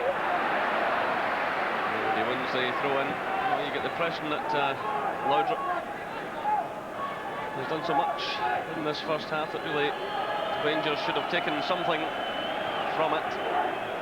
But still no scoring here at the National Stadium in this Premier Division match. Little touch from Hateley. It's picked up by Boyd. It's caught by Charlie Miller. Through now for Hateley. Oh, that is a magnificent goal by Mark Hateley. 25 minutes gone. Terrific play by young Charlie Miller. Winning the ball, sliding it through to Hateley. And what a tremendous finish. Look at Miller there, digging in well against Tom Boyd. Looking up, looking around, sliding the ball through to Hateley. And what a finish by the big striker. Mark Hateley gets his 9th goal of the season. Well, we're talking about Simon Donnelly being involved for Celtic, but Charlie Miller, brilliant here, wins the ball from Tom Boyd. But the little pass inside is almost as good as his goal because it sets up Mark superbly, and the big man buries it. Absolutely brilliant. 1-0 to Rangers. It's a great goal. Walter Smith will be a happy man now. He's down there on the track side. Here's Miller again, battling hard. Well, can Celtic respond? Teams tend to be vulnerable just after they've scored. Walter Smith will want things calmed down, and there was the chance of the equaliser. Phil O'Donnell just on the 6-yard line, diving in. Almost happened, Jerry. Great ball in from Paul Bunn to the back post. O'Donnell almost onto the end. I don't think you see him score a great deal of goals with his head. He certainly wasn't that far away there.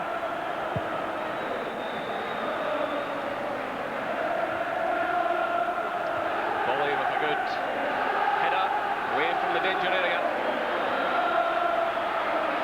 So the small band of Rangers fans, just 4,000 of them, celebrating what was a terrific goal. And the young Charlie Miller will be a very proud man indeed, but he'll know, as all the rest out there, there's still a long way to go in this match.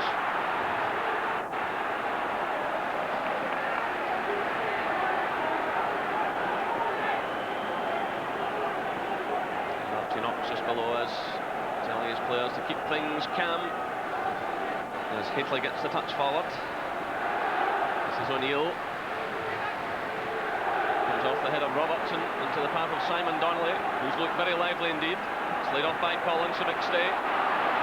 Tom Boyd, who lost out to Miller.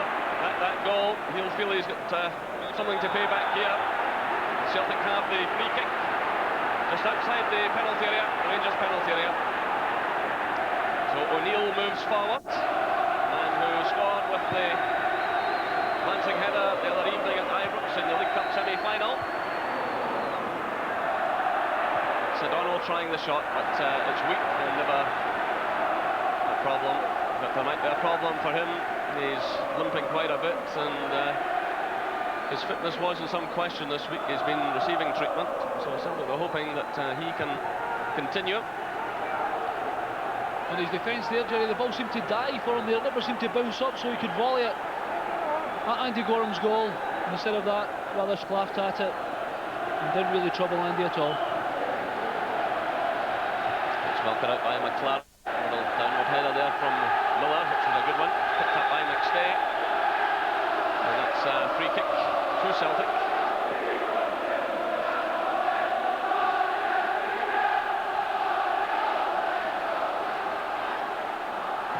Barry Smith clipping it through, but what a wasted opportunity there. And he loses out now to Laudrup. Laudrup showing dazzling skills this afternoon. This is Wishart, who's also having a fine game. Just playing with a lot of confidence here. This is Houstra, looking for Hateley. And it's behind for the goal kick. But Rangers certainly carrying a big goal threat, and Laudrup and Houstra doing an awful lot of work here and teeing things up for Hateley. Intelligible from Houser there. Celtic were really stretched at the back there. You saw Tommy Boyd was actually only getting back into the box as Big Mark attempted to header towards goal. They'll have to defend a lot better than that, Celtic, if they want to keep Rangers to just one this afternoon. This is Barry Smith for Celtic. So overhitting that one. And Tommy Burns with plenty on his mind. He has Charlie Nicholas and Ollie Faulkner on the bench this afternoon. I don't imagine he's contemplating any change just yet, but certainly Rangers have the upper hand, leading by 1-0 and playing with a lot of style and confidence. So that's half an hour gone in this match. Mark Hateley's goal, the difference between the sides. Can Celtic respond? Here comes McStay. He's blocked by McLaren. Still McStay battling away. Breaks to O'Donnell. This is Byrne. Flipping in the ball, but an easy one in the end for Andy Gorham. And Celtic will have to show some more imagination. They'll have to get in behind the Rangers defence. Start getting in some quality crosses. It's a volley with Donnelly. And a free kick awarded against the Rangers defender. Did very well there, Simon Donnelly. Protected the ball at all costs. Didn't let Basil Bolly come through him. And because of that, Basil had to foul Simon. Good play by him. Well, Donnelly certainly gave Richard Gough a difficult game towards the end of last season. And Basil Bolly will have to be in top form this afternoon. That was a challenge that time on Walker. It's away by Fraser Wishart. So the Rangers fans will be well pleased with what they've seen so far this afternoon. And although this is termed a home game for Celtic here at Hampden Park, home advantage really tends to matter not a lot in Old Firm matches. In fact, if you look back to last season, Rangers took 3 points from Celtic Park, and Celtic then went to Ibrox and took 3 of their 4 points there, so that doesn't matter an awful lot.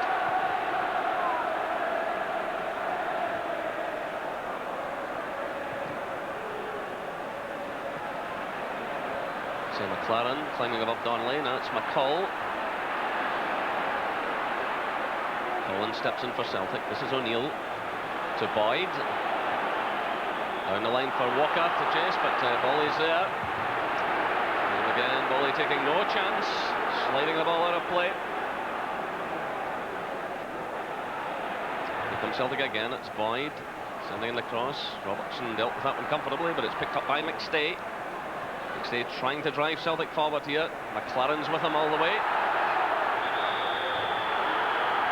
And the linesman signals that there's handball by Paul McStay, and the free kick is awarded. Certainly an almighty tussle there. Yeah. Paul possibly did touch it with the hand, but certainly with no intent. You saw the determination of both players to win that ball. And that's McLaren again. Certainly that's fitted in very well, Al McLaren. OK, there's only 35 minutes played so far. And it is a big game. He shouldn't have any problems getting himself up for it. It certainly hasn't looked out of place in the Rangers team today at all. Well, Andy Gorham letting that one slide away from his grasp, and Gorham complaining that Andy Walker had knocked the ball behind, but the corner kick has been awarded.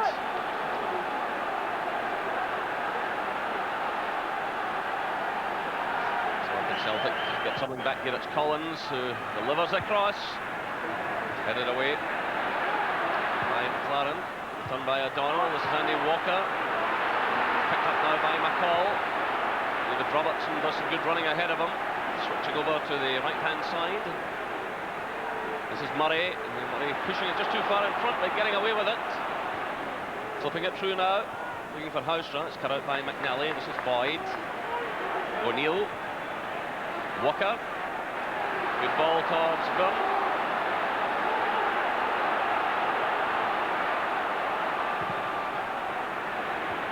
Sent away by Charlie Miller, picked up now by Barry Smith.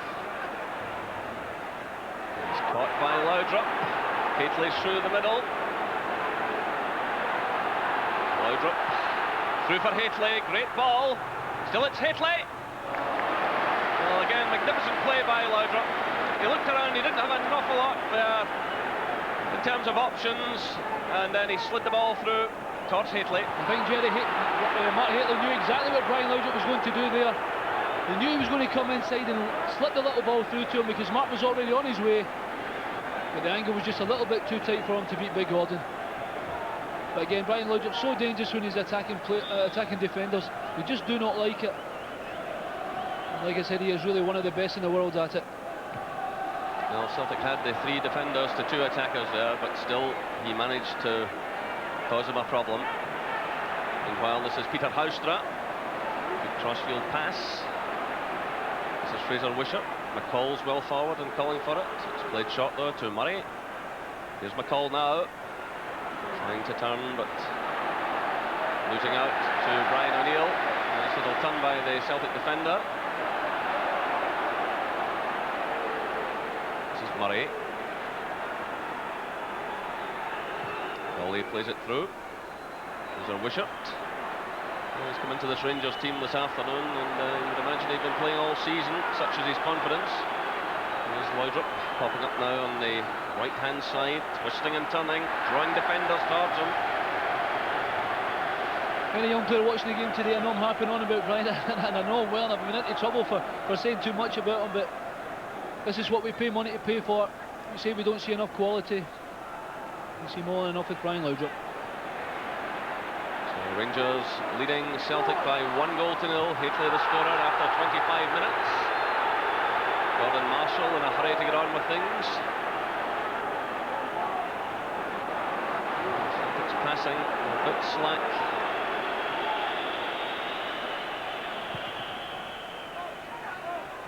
Robertson going for that one with Byrne. Miller losing up though to McStay. So McLaren has plenty of time. And Gorham launches that one way up towards the halfway line. Should turn by McNally. The offside flag is up, but it wasn't against Simon Donnelly. Paul Byrne was a bit slow in getting back onside, and the flag went up against him as the ball was played through to Simon Donnelly. Yeah, Paul definitely offside there. They'd run forward trying to cut off Andy Gorham, playing the ball long and just didn't get back on side in time. This is Hateley. Picked up by Barry Smith. Sloppy pass by him. Wishart gets the touch. This is Byrne for Celtic. And a high ball played by Robertson. I remember he managed to fire one into this gantry a few years ago, Alan. It was the first thing that came into my mind there when the ball was coming through the air, Jerry. Although it's probably as close as I'll get to the ball today, unfortunately. And free kick awarded to Celtic. Robertson, the offender. So to move towards half-time. Celtic really have to step up the pace a bit. And O'Neill a bit unhappy about the challenge by Miller. And the referee is calling over the young Rangers player. I think the referee just making a little bit of a precedent here. He doesn't want things to get out of hand. Things haven't been like that. A little shake of the hands. Let's get on with the job. He possibly just did catch him a little bit there, Brian. Brian a little bit unhappy with him, but no real great malice in the tackle. So it's O'Neill who delivers the ball. It's headed on by McNally, away by McLaren. This is McStay. And again, disappointment for Celtic. And Byrne failing to control that one, although it was hit with well, a bit of pace by Paul McStay. The surface is a bit wet today. It's not easy down there. McNally does well. This is Byrne. Robertson fires it away. Well, the Rangers defenders certainly have not been messing about this afternoon. They're playing the simple ball. They're getting it away from the danger area. This is Boyd for Celtic to Collins. Celtic hoping maybe they can get themselves a free kick just outside the box and let Collins in on it. But here's Boyd coming forward. Oh, and it's a tremendous goal! Paul Byrne. 39 minutes gone, and Paul Byrne for Celtic strikes a superb equaliser. Andy Gorham absolutely rooted to the spot. It's played in by Boyd. The first-hand shot. And Gorham rooted to his line. First thing it was, I thought as soon as Tommy put the ball over, I thought what a terrible, terrible cross behind the line of defenders, the wrong way, the wrong side of them. Paul Byrne hanging at the back post and curls an unstoppable shot past Andy Gorham. You can see here it's not a good cross. Paul actually has to step back onto his left foot, and it's a great strike from him and gets Celtic straight back into the game in a brilliant time to score. Celtic 1, Rangers 1.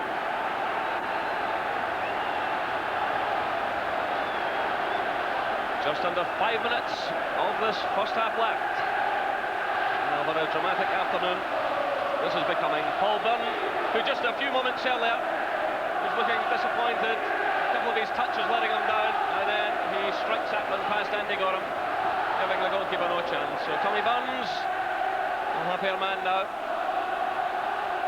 I think Tommy will be very, very happy. He knows Celtic haven't been particularly dominant in this first half.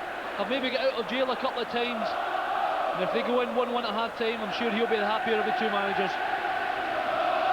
Oh, now it's the turn of the Celtic Legions to celebrate.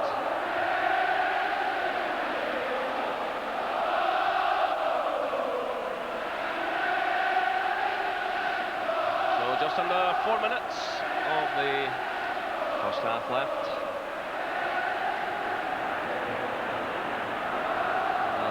Goal should do a lot for Celtic's confidence. There was a danger they could fall out of this game. I don't think there's any doubt that Rangers have been the better side, made the better chances, but Celtic hanging on in there. And in an old firm atmosphere, anything can happen. And Byrne taking a sore one there as he went into that challenge. So 50-50, David Robertson certainly going very hard. And I think Paul taking a little knock in the inside of his knee on the medial ligament. Just from David Robertson there. Certainly fully committed to the tackle, David Robertson there. So let's hope for Byrne and Celtic's point of view that this is not too serious. They'll want to keep him in the field now after his excellent equaliser. Certainly a strong challenge going in from the Rangers fullback.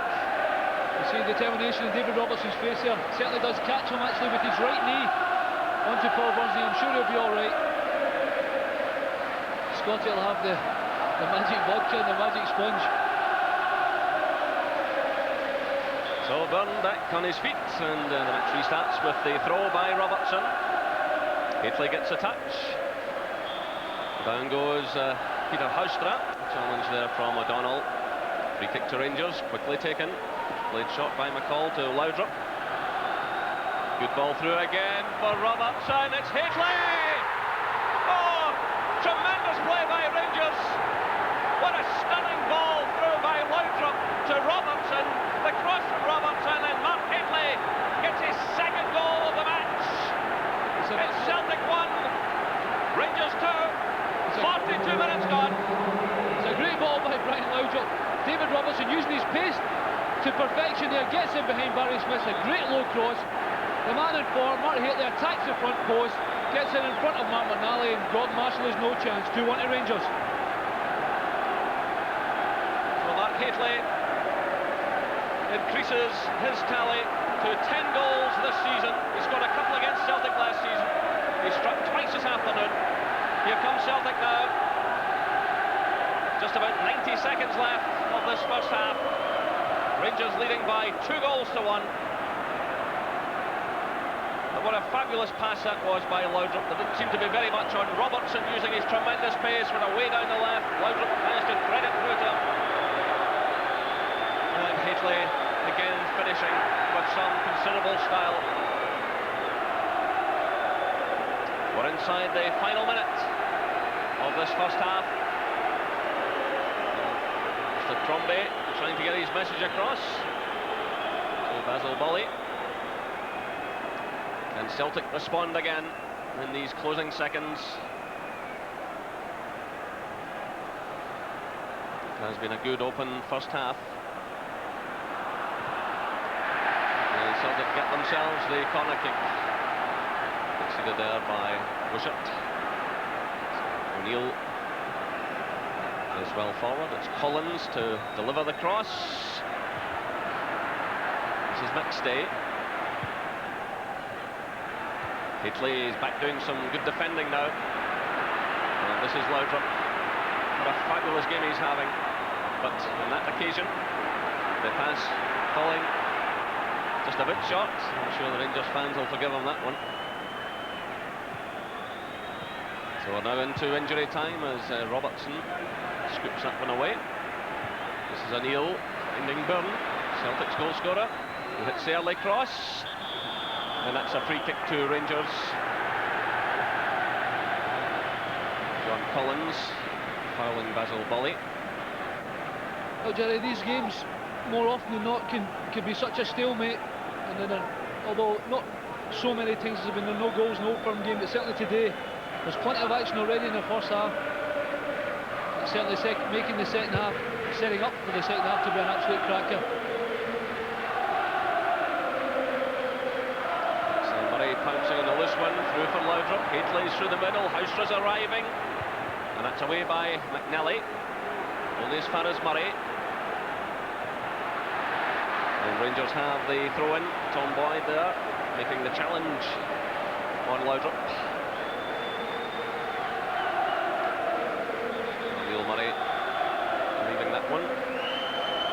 We've now played just over a minute of injury time. The referee checks his watch as the ball's played through towards Hateley. Well, Mark Hateley will be booked for that. Well, that was rather silly by Mark Hateley. There was absolutely no need for it. This is such a splendid game. He's shown the yellow card and he's put himself under unnecessary pressure now.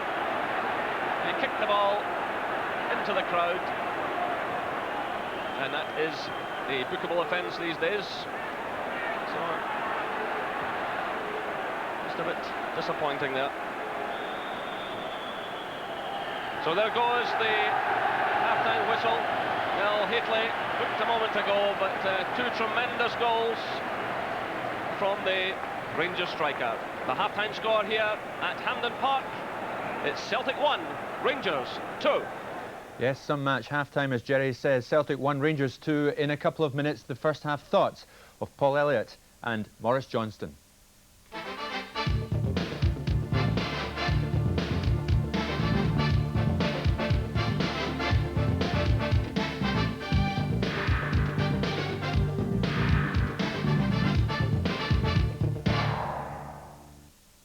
We want to be saving the pennies. I want to be splashing out on smoked salmon and champagne. We want to be tightening those purse strings. I want to be wined and dined in Paris or Rome. We might want to be decorating a spare bedroom. I want to be painting the town. With a new Prudence long-term savings account, you can vary the amount you save each month, or even take a break, should you unexpectedly need to. We want to be having a baby. Be what you want to be, with the flexibility of a Prudent savings account. Okay, if I move back from the sun, there's the Earth and the Moon. Now, let's see how far away Saturn is. Wow, over 900 million miles. Doing your homework? Yeah, nearly finished. What powerful PC processor gives educational programs out of this world performance? And now, the Kirali system. The Intel Pentium processor.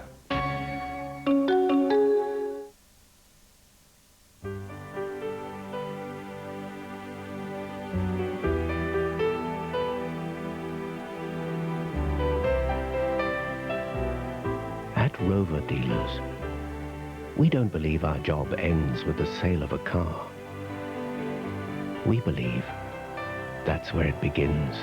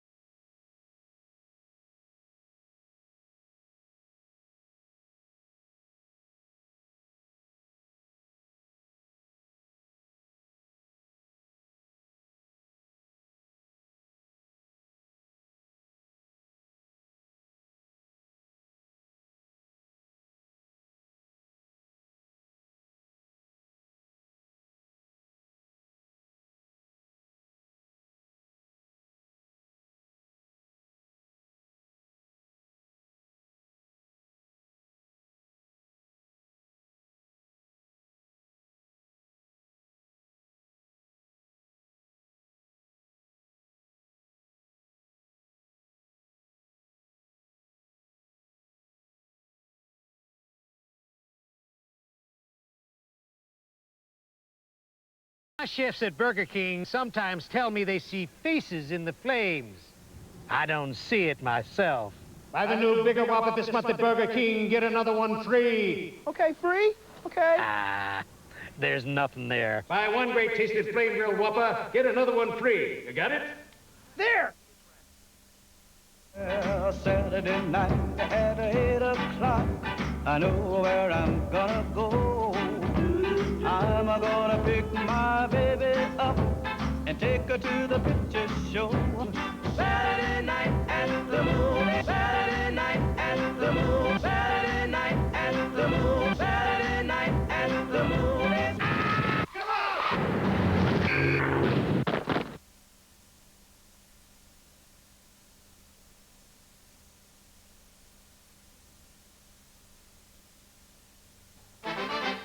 Healers come up into the 6-yard box. McCarty scores.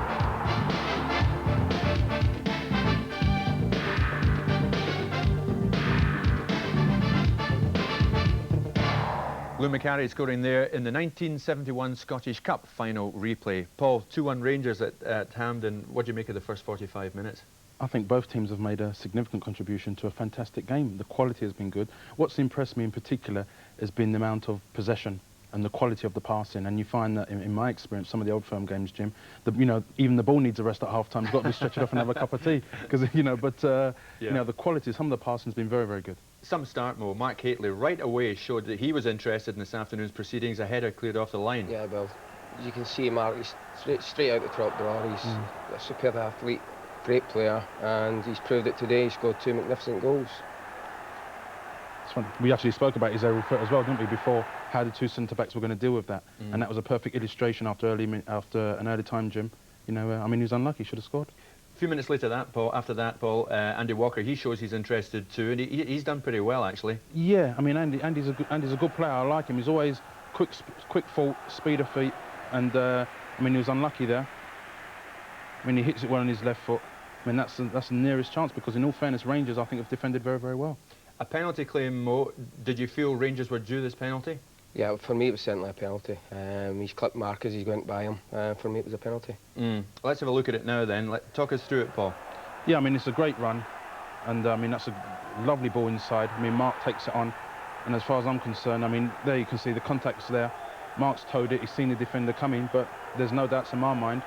Celtic were very, very fortunate at that stage, and to be fair to Mark, he's gone on. He's been outstanding in the first half and got his just rewards with the goals. Little Simon Donnelly, Mo, he looks almost too young to be involved in something as awesome as this, but he's not overawed, that's for sure. A good header from him. He's a terrific young player. I watched him closely in Canada. His close control is magnificent, but he'll go on from strength to strength. This is the kind of games that bring the best out of young players.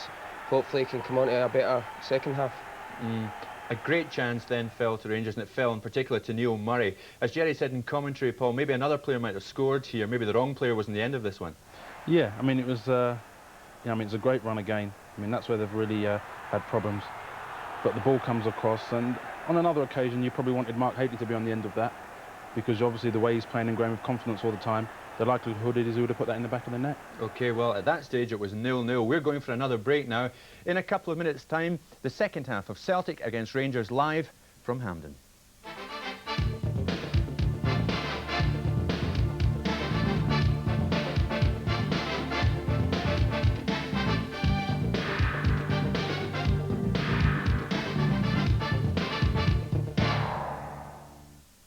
There are 500 50p coins in circulation. You can save one when you buy a McChicken sandwich extra value meal from McDonald's. There's never been a card quite like the Shell Smart Card. It lets you pick up gifts from Shell stations and save for bigger items from our catalogue. You can also donate money to charities. You can get UCI cinema tickets, discounts at HMV, or even collect air miles. Apply at your local Shell service station. Get smart. Get the card. If you're having trouble moving, pick up a free copy of the GSPC Weekly List. GSPC. We'll get you moving.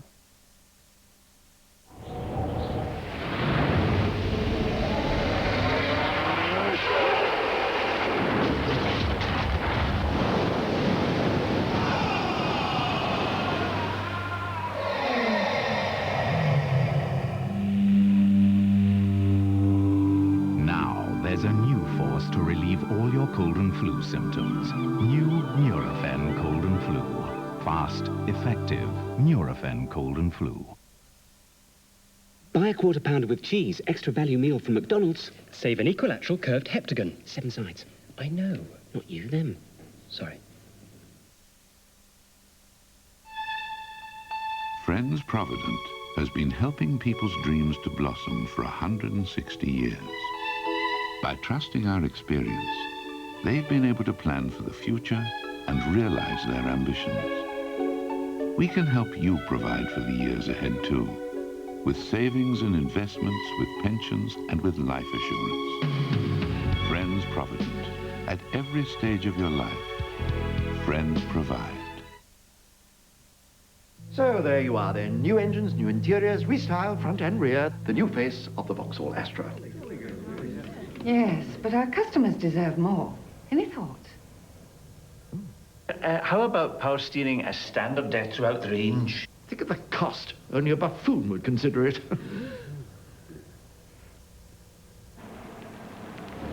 Well, your power steering was inspirational. Thank you very much. You haven't seen anything of GD, have you? Yes, I thought a spell in the vehicle exterior luster department might do him good.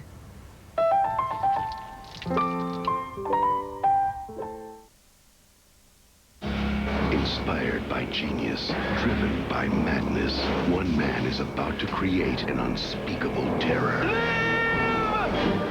Francis Ford Coppola presents a Kenneth Branagh film. Robert De Niro, Mary Shelley's Frankenstein.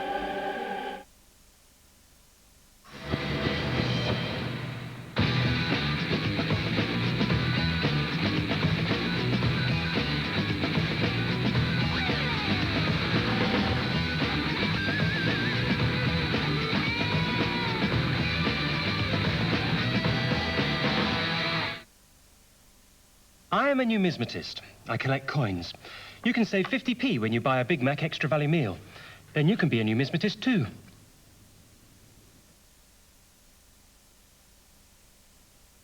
There's cross. There's Lansford, the ball spinning loose. Headed in by Smith, and the referee's giving a goal.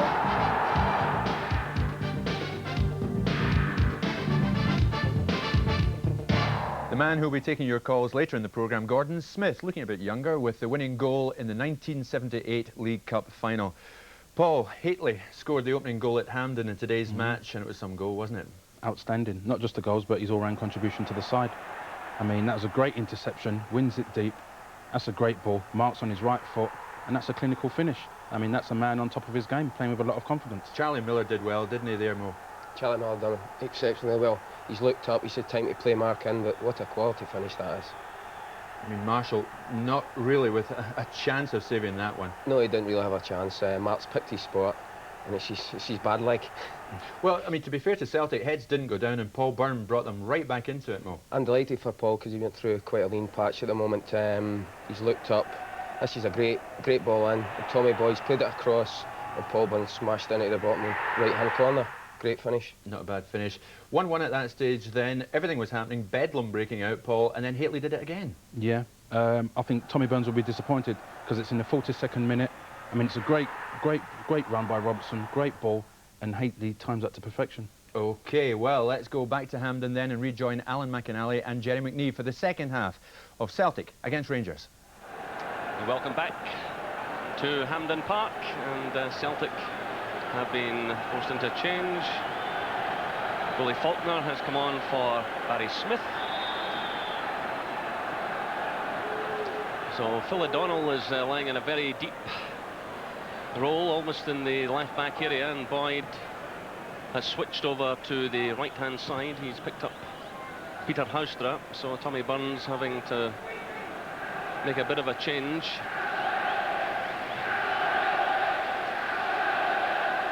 For sure, Jerry. Certainly no stranger to that position. Well, this is O'Neill for Celtic.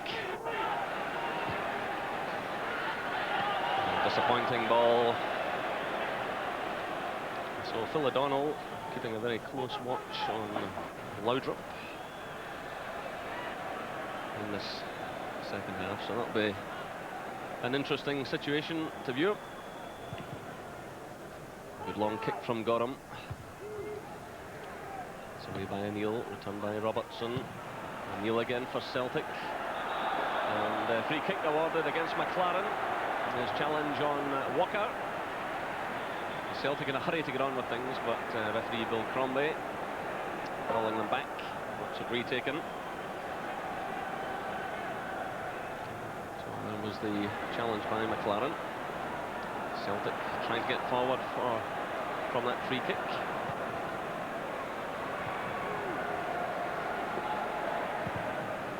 It's a high one from O'Neill. Donnelly's in there in front of the defence. Getting in there just in front of Bolly. High ball played in. And Donnelly just ahead of Bolly, but wide of target. Very difficult for Simon to take the ball when it's coming down as high as that. So there's plenty of excuses for him there. Although I'm sure he thought the ball initially was going all the way through to Andy Gorham.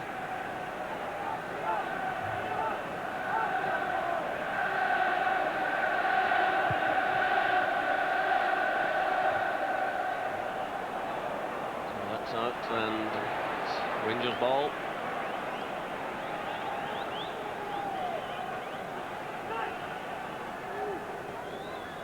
David Robertson, who had an effective first half and helped set up Rangers' second goal, sending it back to his goalkeeper.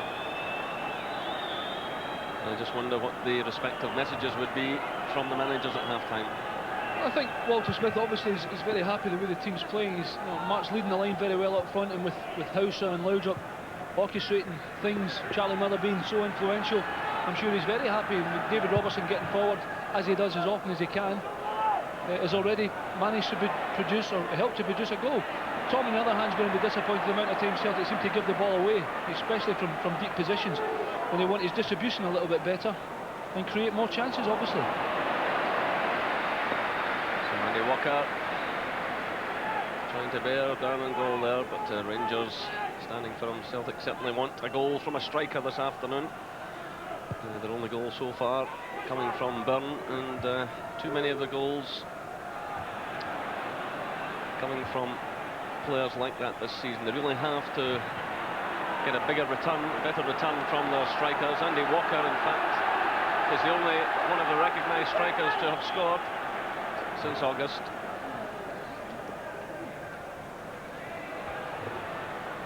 So Walker digging in there, and he wins another free kick, and again McLaren is the culprit. Speaking his feelings known about it, so the referee time to get on with it. It's quickly taken. And McCall did well, and McCall is furious. McLaren, I think, was so busy there mouthing towards the referee that Celtic almost stole in, and McCall had to get back and put in that challenge. Celtic having a little bit of a go now. This is Boyd, who's on the right back position now, and it's off the line by volley.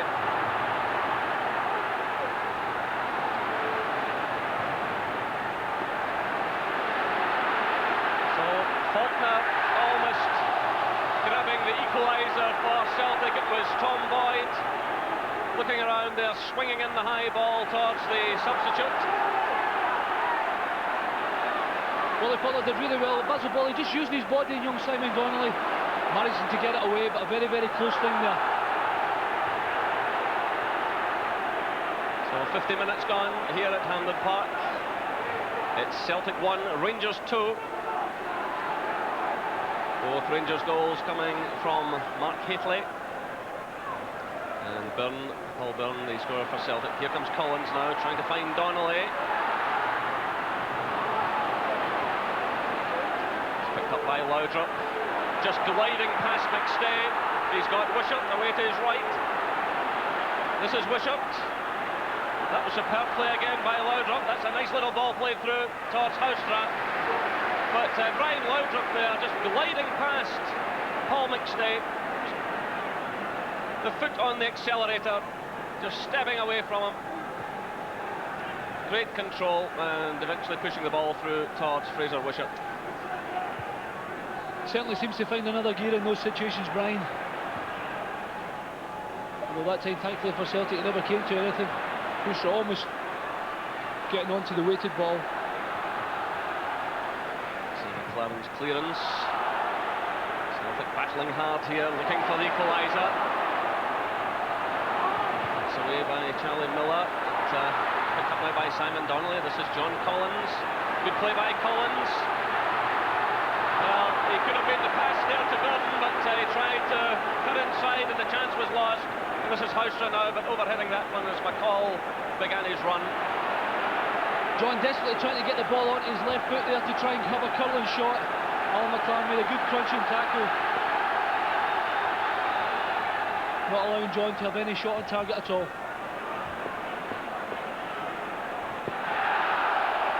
Play on, says the referee. Celtic fans looking for a free kick there.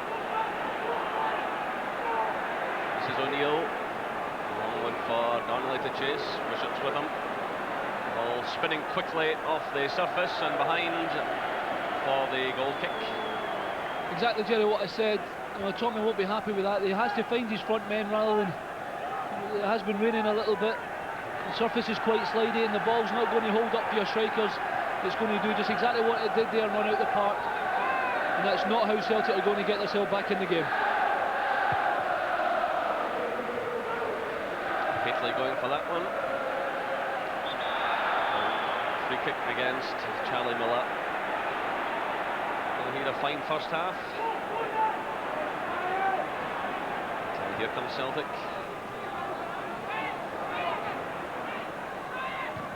It's Basil Bowley getting in just ahead of Andy Walker.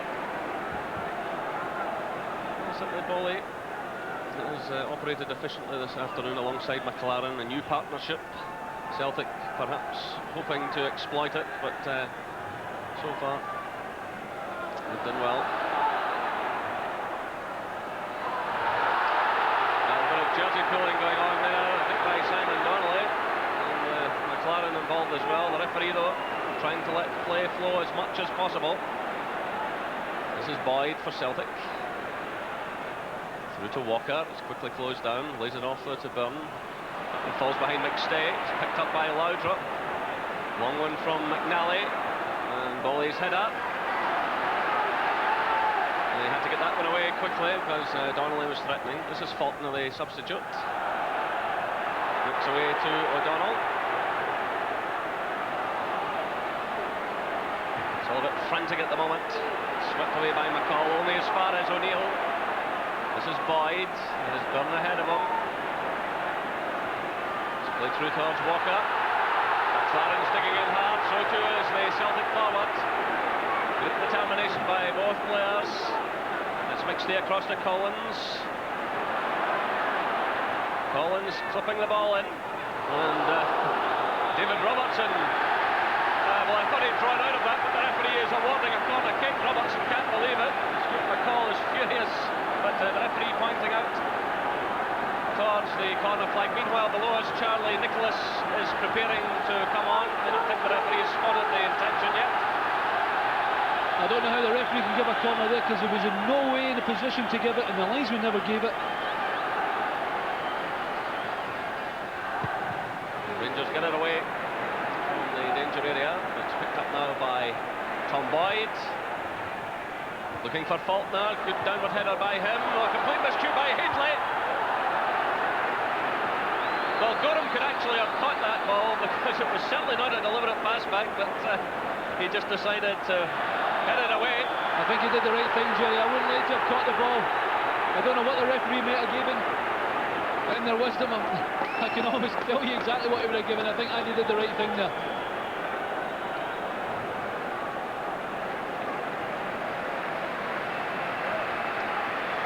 So Celtic about to make that change, and it's Paul Byrne, the goal scorer, who leaves the field.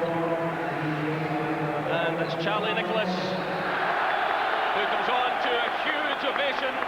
And Charlie Nicholas has scored 8 goals in Premier League matches against Rangers. If he was to strike again this afternoon, that would be a record for a Celtic player. He holds the position along with Tom McAdam. Both have scored 8 goals in Old Firm matches.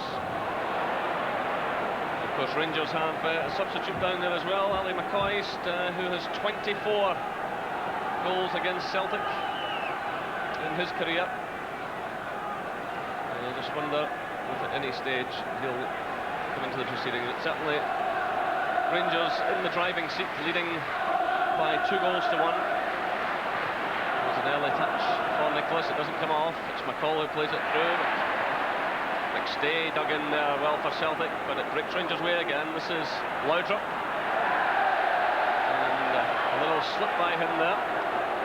There's Tommy Burns running to the edge of the pitch there to return the ball. I think when Morris said in the studio earlier on, I thought Tommy wants to play. I think he's almost right. He was almost on the pitch there. This is O'Neill, who's well forward, but completely mishits that one. Just about, I think, if you're going to bring MD on, I think Charlie certainly could be very influential for Celtic. Got a great touch, and maybe that's exactly what Tommy wants. He wants quality balls, played through to his strikers, support play, keep possession, and make chances for him to score. And Charlie's certainly no stranger to this fixture. And Celtic are hoping they can do something magic.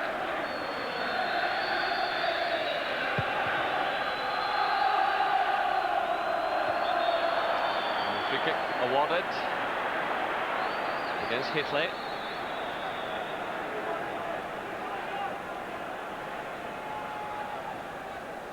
game's certainly been played at a fast and furious pace, but in a good spirit by both sets of players. And the only booking to Mark Hateley, and that was simply for kicking the ball away just before half-time. So both sets of players getting on with things.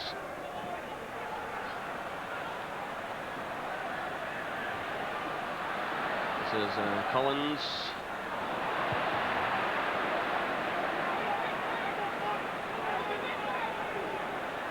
And it's O'Neill providing the pass back. Well, I think the picture tells the story there.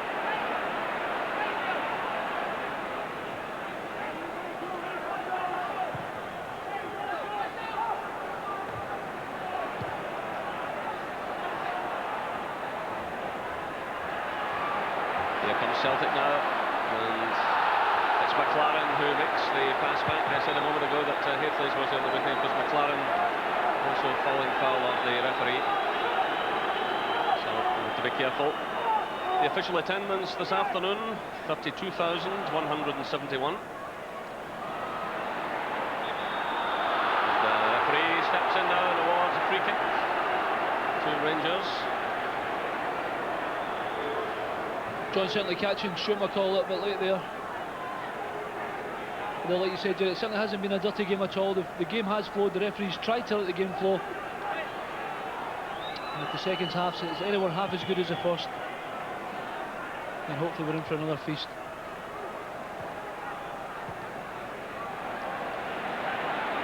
Stayed as well there. This is Faulkner.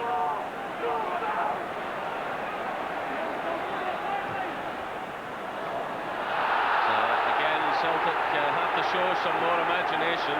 Celtic fans howling for a free kick there. They thought Walker had been impeded, but Celtic hitting too many hopeful balls.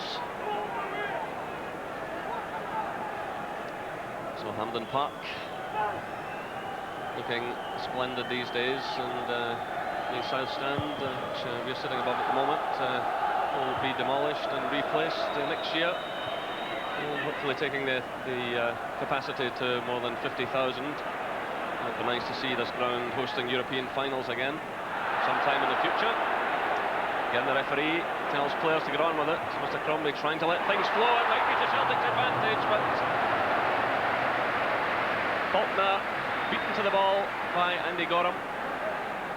Willie Faulkner doing exactly what Tommy Burns wanted him to do 2 seconds ago, is get forward when the ball's played forward and trying to get onto the end of long balls through like that, and that's exactly what he almost did. The ball was just a little bit too strong for him and threw out to Andy Gorham. So Celtic chasing the equaliser, trailing by 2-1, but with Laudrup out there, they know that one more slip could be fatal. This is Collins for Celtic, down the line looking for Donnelly. Across comes McLaren. Again, a no-nonsense clearance from the Rangers defender.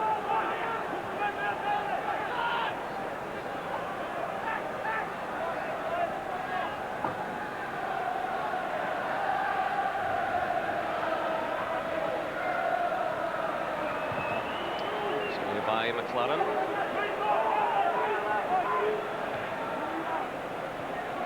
And the pass back provided by O'Neill. Marshall under pressure from Charlie Miller. This is Paul McStay playing in his 55th Old Firm match this afternoon. The most experienced player out there in terms of this fixture. This is Collins. Andy Walker to Phil O'Donnell. Gets in a decent cross. The looping header off the bar. Well, Celtic so unlucky. Cross delivered, and the looping header going in there off the bar. Certainly the first time today I've seen Andy Gorham at 6s and 7s. I really didn't know an awful lot about it. Phil O'Donnell with the cross in. Couldn't get a great deal on the head of Andy, and it's almost eluded Andy Gorham there. And Rangers a little bit lucky to get away with that one. Celtic coming right into the game now looking for the equaliser. Here come Rangers again. It's that man Laudrup finding a bit of space for himself. Houster's running his support. Hateley's in the middle. This is Houster. And the flag's up. The ball was just out of play. Brian actually just trying to be too fancy there. Instead of doing the simple thing, which would have been sufficient for Peter Houster to get the ball, tried the back heel flick, and it just went out of play. As good as he is at it, didn't quite come off from that time.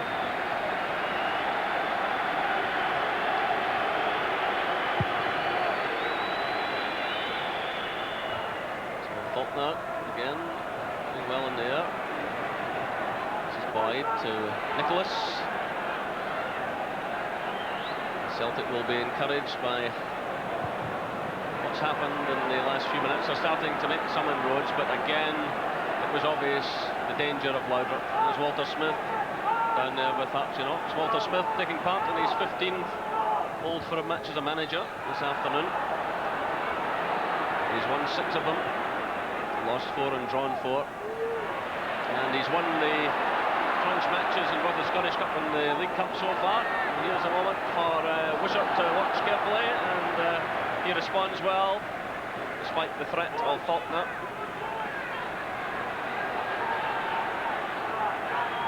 So Willie Faulkner coming on as substitute in the recent weeks, and certainly pushing himself more and more into the plans of Tommy Burns. It looked as if, at one stage, as if he'd be leaving Celtic. Long clearance from Marshall. McLaren's in there. Returned by McNally. So the game really at a crucial stage. Celtic battling hard for the equaliser. Rangers looking for the goal that would perhaps finish it all off. This is Collins through to Donnelly. O'Donnell, that's a good ball. This is Faulkner. And across comes McLaren to make a very good challenge indeed. Great challenge by Alan McLaren there again. Will he get himself into a forward position? Alan McLaren coming in and making a great challenge there. Well, the offside flag is up as John Collins ran onto that ball. Well, Walter Smith and Archie Knox out there again, shouting instructions to their men. They know this is a vital spell of the match. I think exactly what you said there, Jerry. You just want them to get more of a group together as a defence. They've been strung about a little bit. And here's a break on for Laudrup, showing tremendous pace. He's past the goalkeeper. A sensational goal by Laudrup. 65 minutes gone. Laudrup racing through the middle. Get the pace to get away from the chasing defender. He took it round the goalkeeper. O'Neill tried to get to the ball. They got a touch to it, but it's very much Laudrup's goal. Tremendous pace. Again, getting away from the defender. Remaining calm as he rounded the goalkeeper. It's Rangers 3, Celtic 1. You see what you like about Brian Laudrup. I said it all the time, he's the most exciting player in Scottish football. He's got tremendous skill, but what he really does have is pace to go with it. And he left Brian O'Neill for dead, round the goalie, and made the finish look very simple. But like you said, Jerry, he was the first to react from the flick on from Mark Hateley. The Rangers are really in the driving seat now, and Celtic have a mountain to climb if they want to get anything from this game at all. Superb goal from Brian Laudrup. Well, as Celtic push forward, you can almost see that goal coming. Laudrup pouncing.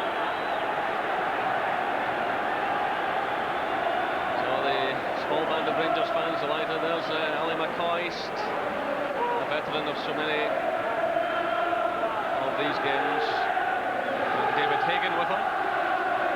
Could have been instructions there for Ali to go and get a good 5 or 10 minute warm-up. I think Walter might be even thinking about bringing him on now. They're settling into the latter stages of the game. So jubilation among the small band of Rangers fans. They really have seen some terrific play from their team this afternoon, and from Laudrup in particular. But a good team performance by Rangers. And that's delightful play again between McCall and Miller. Hateley's running through the middle. Hateley's there, just ahead of the goalkeeper. Rangers trying to get players forward. Laudrup to the far side, it's played short to Murray. Celtic pouring players back. Still Rangers have it, it's Miller. And he's shot with that one, it's cut out. Goley comes in. Crunching into that challenge. He's enjoying himself. I'm afraid that's something Celtic are just going to have to put up with today. They're going to be pouring men forward, trying to get back into the game. And there'll be spells in this last half hour or so that they're going to be stretched at the back. And Gordon Marshall's going to have to play as a last man defender, as sweeper.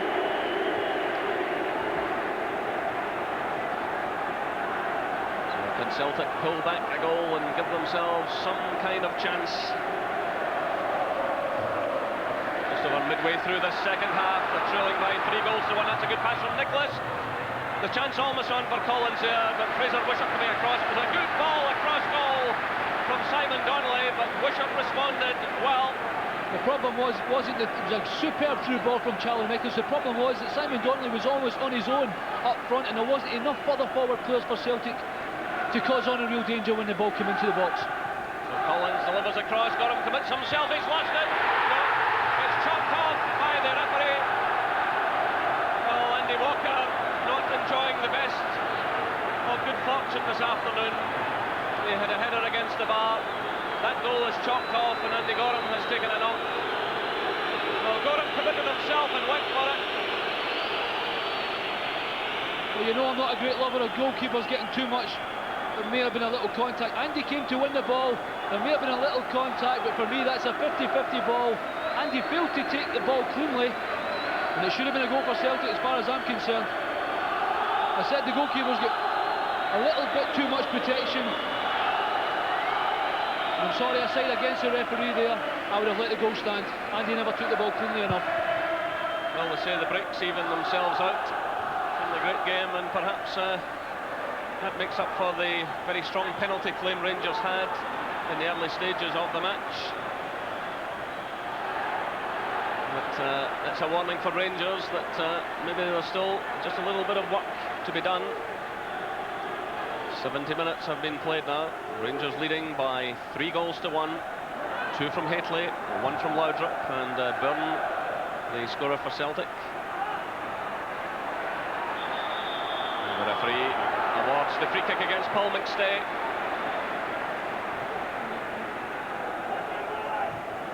That's played through by Houstra, trying again to use the pace of David Robertson. Well, it certainly worked out for Rangers' second goal this afternoon when Laudrup played that delightful ball through to the Rangers full-back. But here comes Celtic now, it's McStay. It's headed away by McLaren.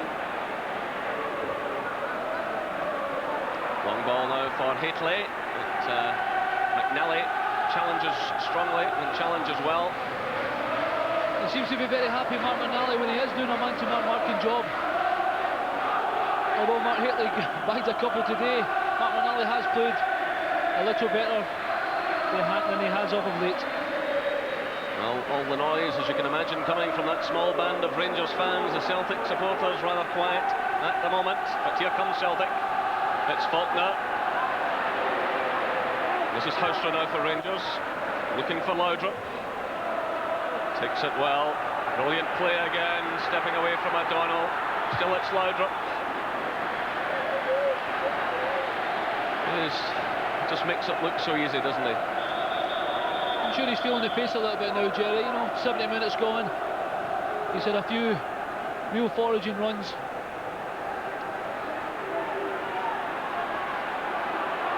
This is McCall, challenged all the way by Collins.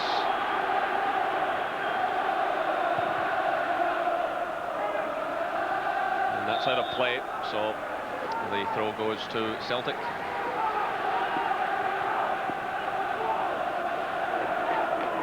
Buns and Billy Stark looking for just a bit more.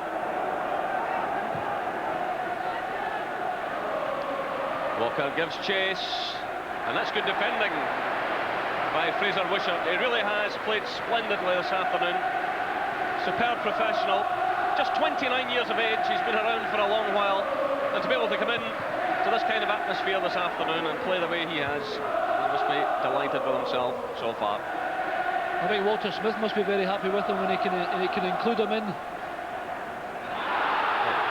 Well, that's a very late challenge by David Robertson, and he'll be shown the yellow card for that. The referee books the Rangers fullback very late there with his challenge on Charlie Nicholas.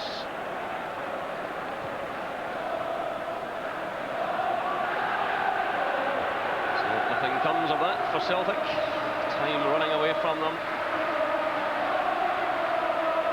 Rangers leading by 3 goals to 1. And this is an afternoon these supporters will remember.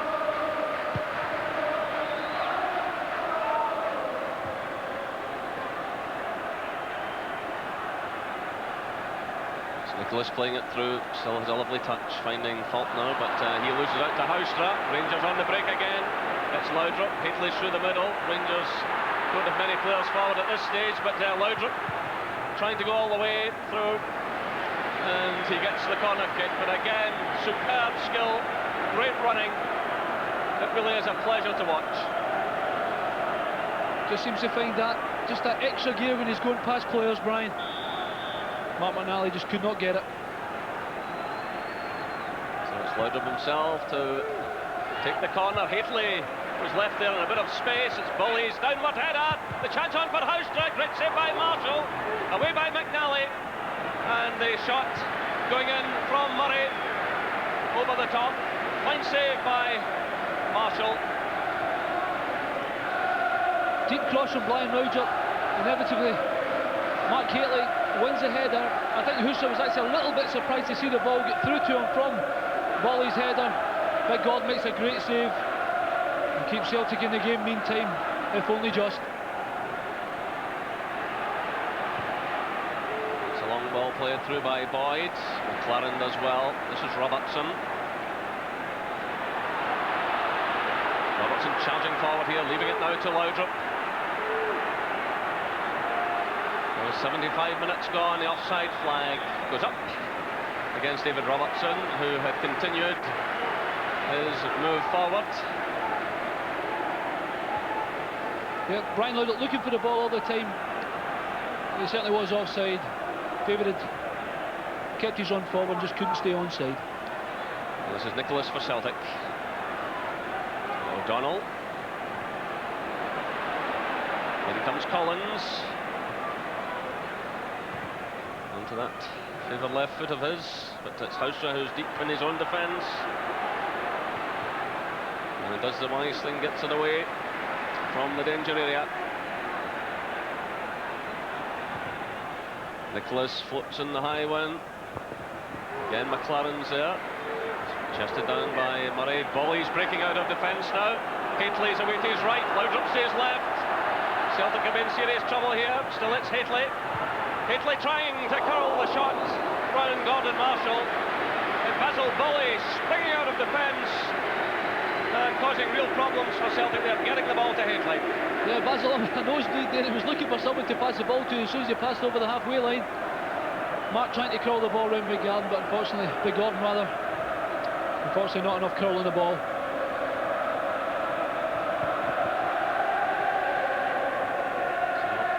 Pushing forward again. This is Simon Donnelly.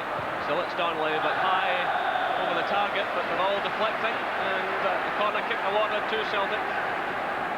That's exactly what Celtic need a little bit more of. They need a little bit more urgency, a little bit more aggression when they get into that last third of the field and make something happen, rather than hoping that it will. And it's the only way they're going to get back into the game. We'll see if they can get something from the corner. Celtic pushing just about everyone forward. McNally's up there, so too is O'Neill. And that's behind for the goal kick. Well, as Celtic push forward, trying to haul themselves back into this game, there's always the danger of the counter-attack, and that's exactly what's causing them problems. So, Tommy Burns there looking on, and realise now that this game very much running away from his team. Right from the start, though, Rangers have been the better side.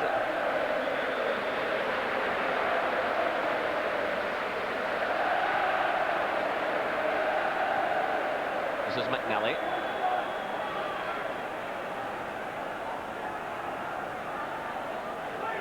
It's Charlie Nicholas.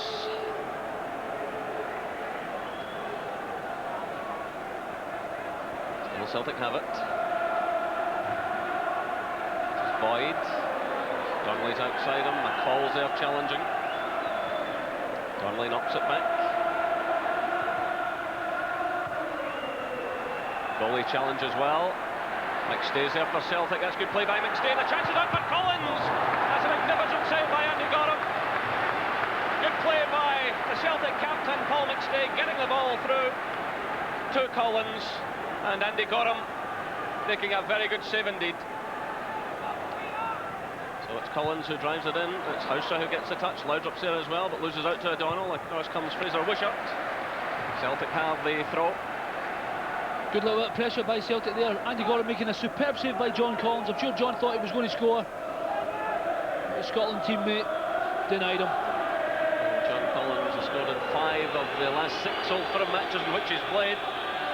And if he were to score this afternoon, he'd create a record of 5 in a row. No one's ever done that. Jimmy Johnson was the one that came closest to it with 4 in a row against Rangers. But no one really thinking about too many records out there. There's a real hard slog going on. Celtic trying to keep the pressure on here, trying to get themselves back in. But it has been a real quality performance by this Rangers team this afternoon. Well, Hateley trying to stab that ball towards Haustra, but it's picked up now by Simon Donnelly. And Gorham shouts for the defender to leave the ball, but Wishart did touch it, and it's a corner kick, and perhaps amid all the din here, Wishart couldn't hear his goalkeeper. So in comes a corner again.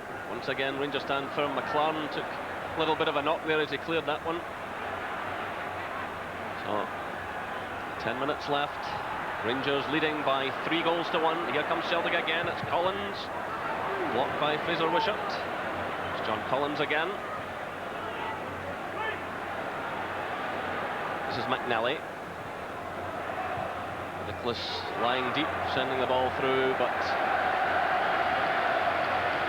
it all breaks down. Very difficult for Celtic.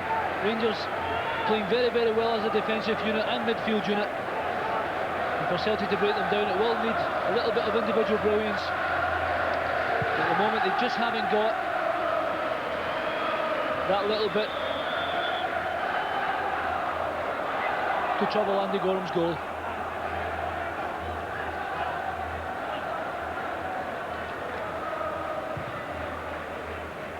It's played in towards Walker. This is Wishart. Faulkner closing in quickly, and the defender gets it away. So O'Donnell with the throw. Again looking for Walker, but again Fraser Wishart's in there.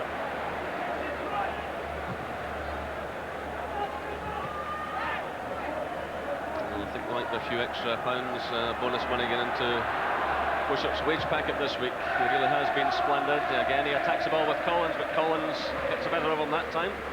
Swept across now by Walker. Picked up by David Robertson. Clips it to Haustra. Nice little turn by Haustra, and he wins the free kick. Willie Faulkner, the culprit, but delightful little turn that by Haustra, taken out of the play. Great skill by Peter Haustra there. Just a little drag back in his foot. Willie coming in late and catching him.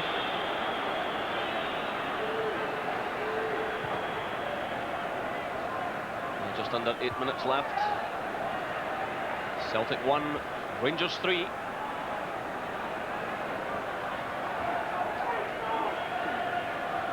Nicholas trying to get Celtic going. Through now to Donald. The offside flag's up against Andy Walker. Well, the Celtic fans not happy with that decision, but the flag going up immediately as Donnelly played the ball through. The linesman got it absolutely right. So the rain pouring down here at Hampden, but the Rangers fans in the full cry. It's Hateley's header. Murray forcing O'Donnell to cover a bit of ground there. Lovely off from Donnelly, not a very good one, but Collins battles hard.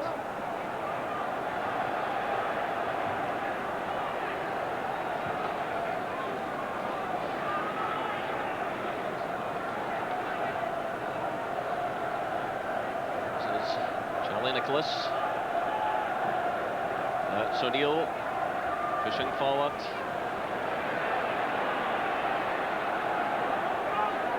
Nicholas, Celtic have got to do something quickly.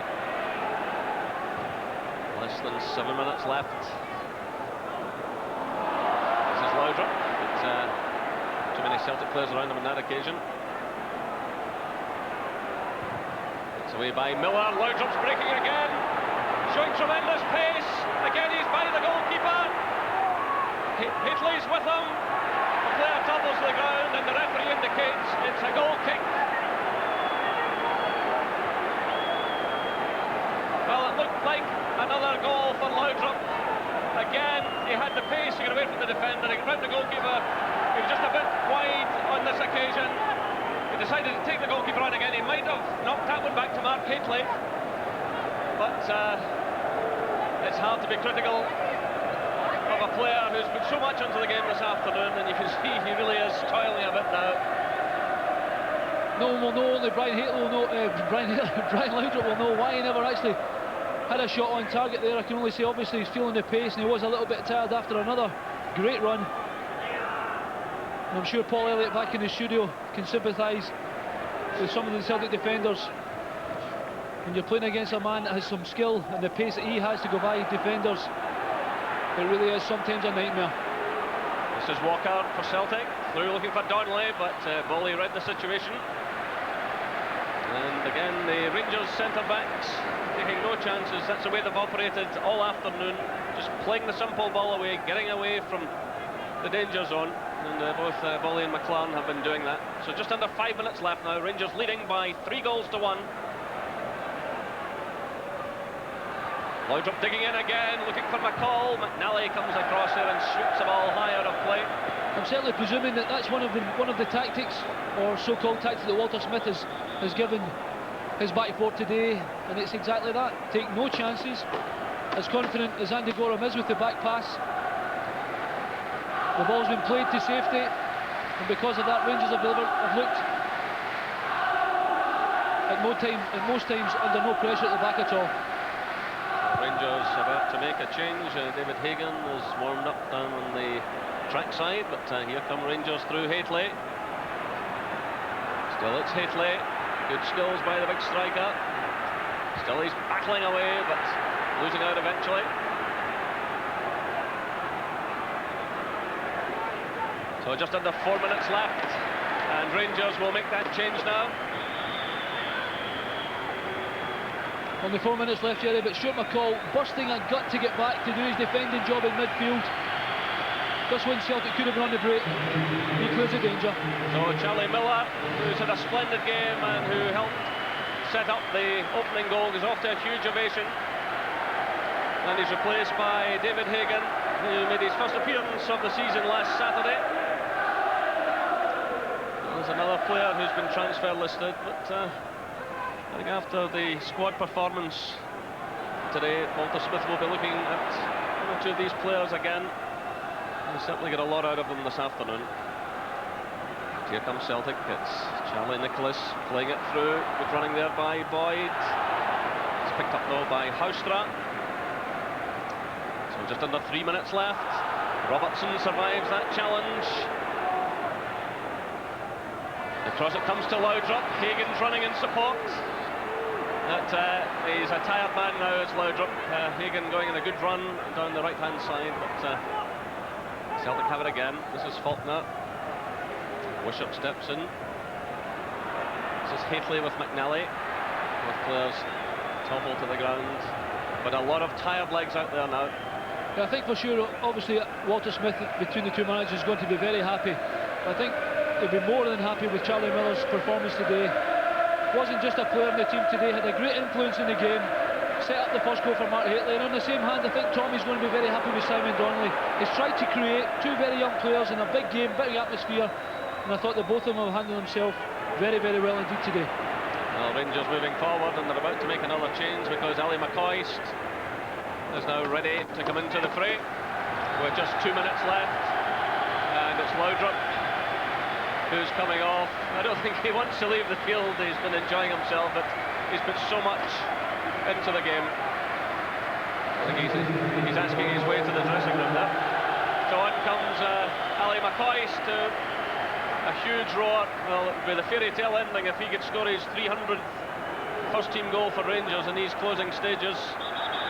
He's been sitting in 299 for a while, and he's given away a free kick. Well, one or two people saying he's only in 298, but Ali himself claims it's 299, and well, his first act there is to give away a free kick. But Rangers have the ball again. This is Hagan. It's McStay, who's worked hard for Celtic this afternoon, but it's been a difficult day for him, and you do wonder about his overall fitness. He has been fighting against injuries. So we're now inside the final minute of the match. Rangers leading Celtic by 3-1.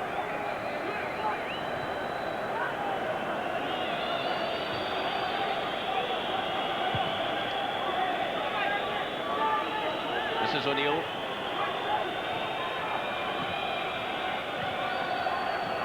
Now it's John Collins.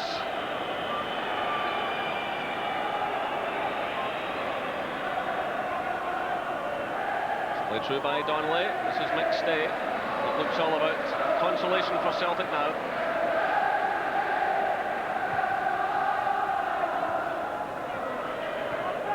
There's the substitute, David Hagan, getting the ball away. Picked up by O'Donnell.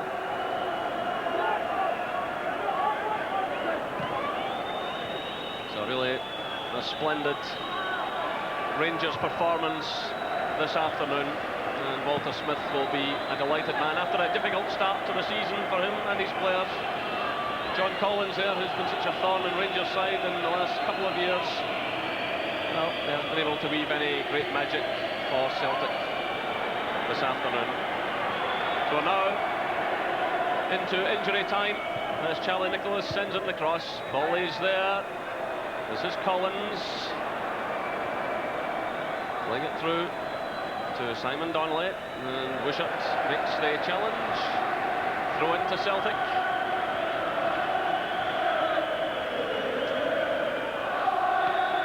Rangers about to get into their customary position at the top of the league.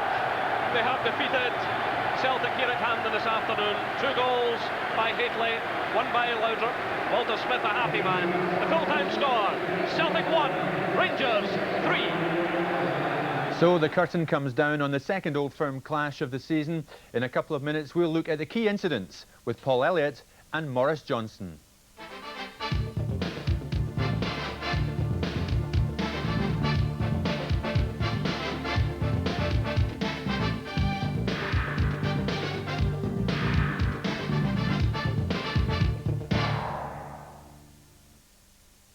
If you want to put some money aside with Pearl, you might think we make a song and dance about it. Money to put aside? Save! You ought to have a pension and get your luck insured. Save! Your children's future's vital, the best you can afford. Save! Savings and investments for growth and income too. The future of your family will all come down to you. In fact, with Pearl, there is no song and dance. Lean on me when you're not strong. Before we sell you a policy, a pension or a plan, we'll give you a person. Over the years, you've done all the essentials, but now you've got a bit more to put aside. There's some things you might think about. I'll make some suggestions. You can tell me what you want. Make Pearl People your best policy. The winner. Full of knowledge about Scottish football, full of wisdom on tactics and play, constantly updating facts on teams, players, managers and results. Don't miss your copy. Every Monday in the Daily Record. I wish it had been around earlier. Philips has invented the ultimate compact disc player, CDI. It doesn't just play music, it also plays movies. It brings knowledge to life and takes games into whole new worlds. Philips CDI. Come in. One player, countless opportunities. Philips invents for you. Aptiva? Yeah, Aptiva. Their new album's kicking when you play it loud. He's 10 feet long. His teeth were as sharp as razors. I had such a wild holiday in Aptiva. How'd that one get in there? Aptiva? She's the Swiss banker who cornered the zinc market. The House of Aptiva. You wouldn't catch me going up there. Aptiva. It's whatever you want. However, whenever, whyever you want it. It's the new PC. Ah, Aptiva. From IBM. Hey, you want to know what I do when I get bored waiting for my girlfriend to decide what to wear before we go out? Nah, too frumpy. Too tight. No, too revealing. I just slip into this little gray elastic number.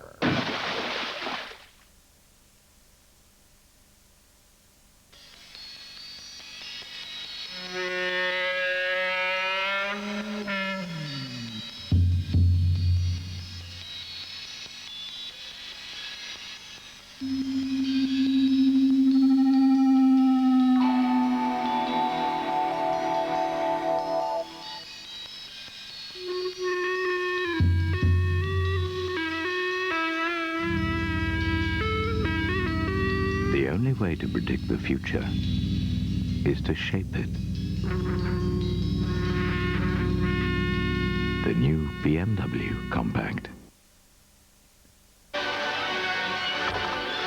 What on earth are you doing? Staying awake, Mostin. I have to be at my bank first thing, and I can't take the chance of oversleeping. Look, for the 100th time, just get an Alliance current account. They've got 24-hour phone banking. You mean Yes! So any... No! But there's no... Yes, there is! Call now for more details about an Alliance account.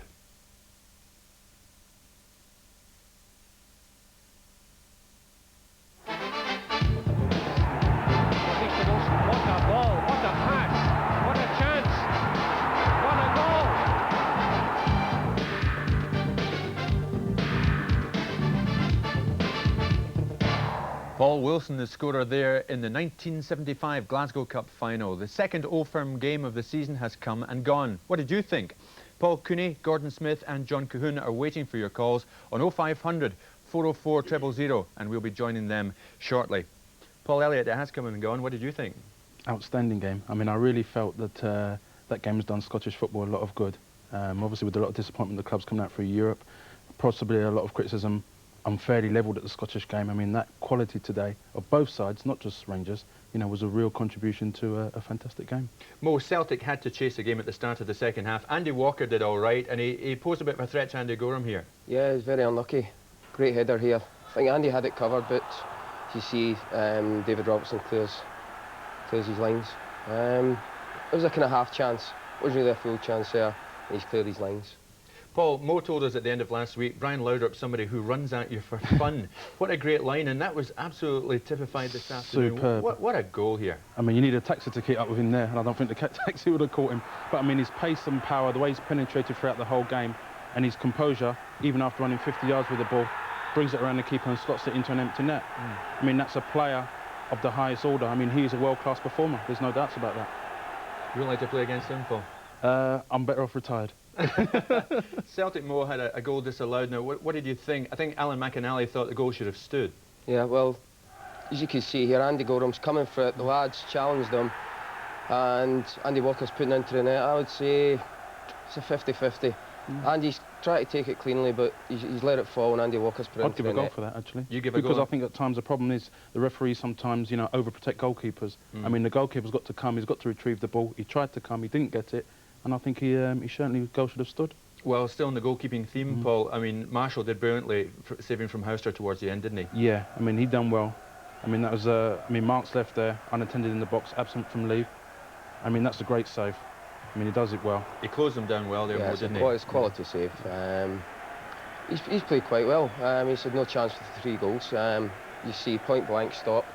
Very good save. Your chum, Andy Gorham, he did it again at the other end. A tremendous save from John Collins. Oh, what can you say about Andy? He's had his ups and downs. He's had a few injuries, but magnificent goalkeeper. As you see here. Now Paul McStay's done brilliant. John Collins is trying to come, and he's trying to play him inside, and what a save that is. It's world class. Felt maybe John could have come across him, but it was a great stop. Yeah, of course. There it is again, Mo. I mean, great reflex. Oh, what can you say about him? He's done magnificent. He does it so often for Rangers, doesn't he? Yeah, well, as I say, he's a quality goalkeeper. I played him for 2 seasons, and for me, possibly the best goalkeeper I've played with. You think the result was the right one, Mo, in terms of pressure? Yeah, well, Celtic had it the first 20 minutes in the second half, and then all of a sudden, Brian Laudrup, you can't stop this man. As I said before, he runs at you for fun, and he's scoring for fun at the moment. That's it. 3-1 Rangers, it finished.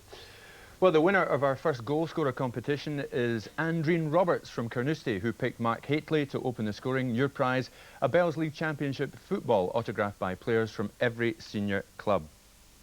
And still on the competition theme, last week on Scott Shot, we saw Charlie Nicholas lining up against his Celtic teammate Gordon Marshall. Here's how that one turned out.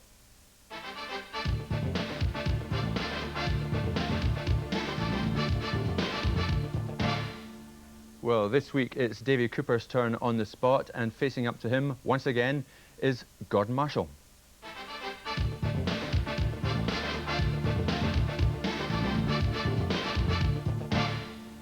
So, where did the ball end up? Check the grid in today's Sunday Mail, then ring 0891 1122 33. The solution will appear in next week's Sunday Mail, and we'll show the action in next Sunday's Scott Sport.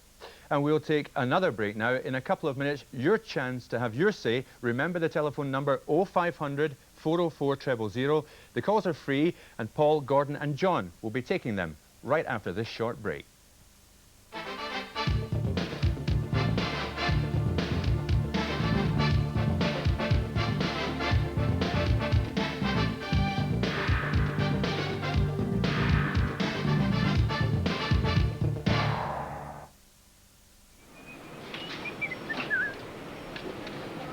We're out of tomatoes. Kevin, we're out of fresh tomatoes. No fresh tomatoes, Lionel? There's only one thing for it, then. No. Yes. Don't give me that. Yes. I can't do that. What do you want? OK, drill over. Back to your positions. Only in dire emergencies would Pizzaland use tinned tomatoes, and it's never happened yet. No, Lionel, I bruise easily. We're taking pizza very seriously at Pizza Land.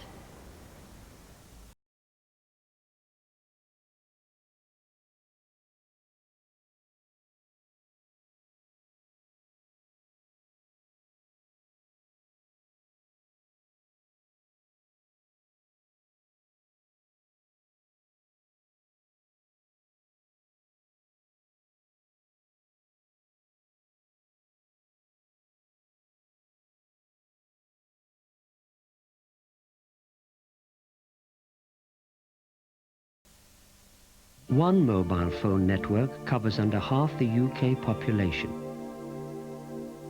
Another covers under 3/4. But Cellnet covers 98% of the UK population. So it's hardly surprising that in the last 12 months, more than 750,000 people have joined Cellnet. Shouldn't you be on the big network?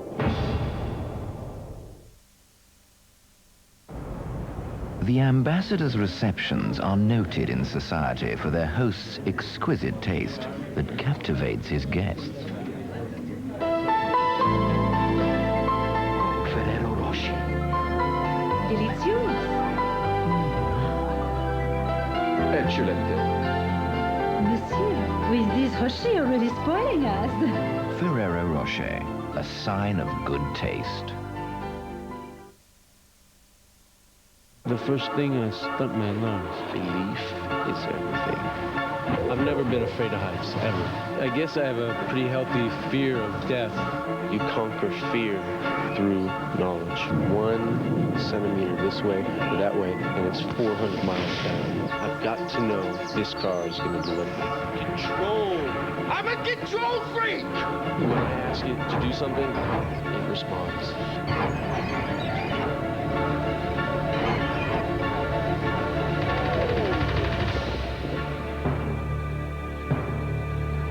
Stunts are crazy. Philips has invented the ultimate compact disc player, CDI. It doesn't just play music, it also plays movies. It brings knowledge to life and takes games into whole new worlds. Philips CDI. Connor, come in. Connor. One player, countless opportunities. Philips invents for you. It's not 261, it's 260 degrees centigrade exactly. Pizza Land.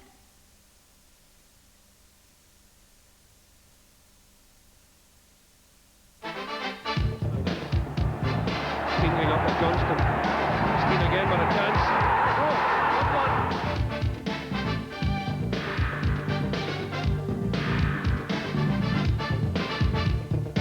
So Colin Steen, the Rangers goal scorer there from the 17th of May 1975. We're going on to the phones in a moment, but the first caller, well, he's live at Hampden, the Rangers manager Walter Smith with Jim Delahunt. Thanks very much, Paul. Walter, that was a marvellous performance by your side. As I felt, especially in the first half, we played very well indeed, and they deserved to be up. Second half, as you would expect, Celtic put us under a fair bit of pressure territorially.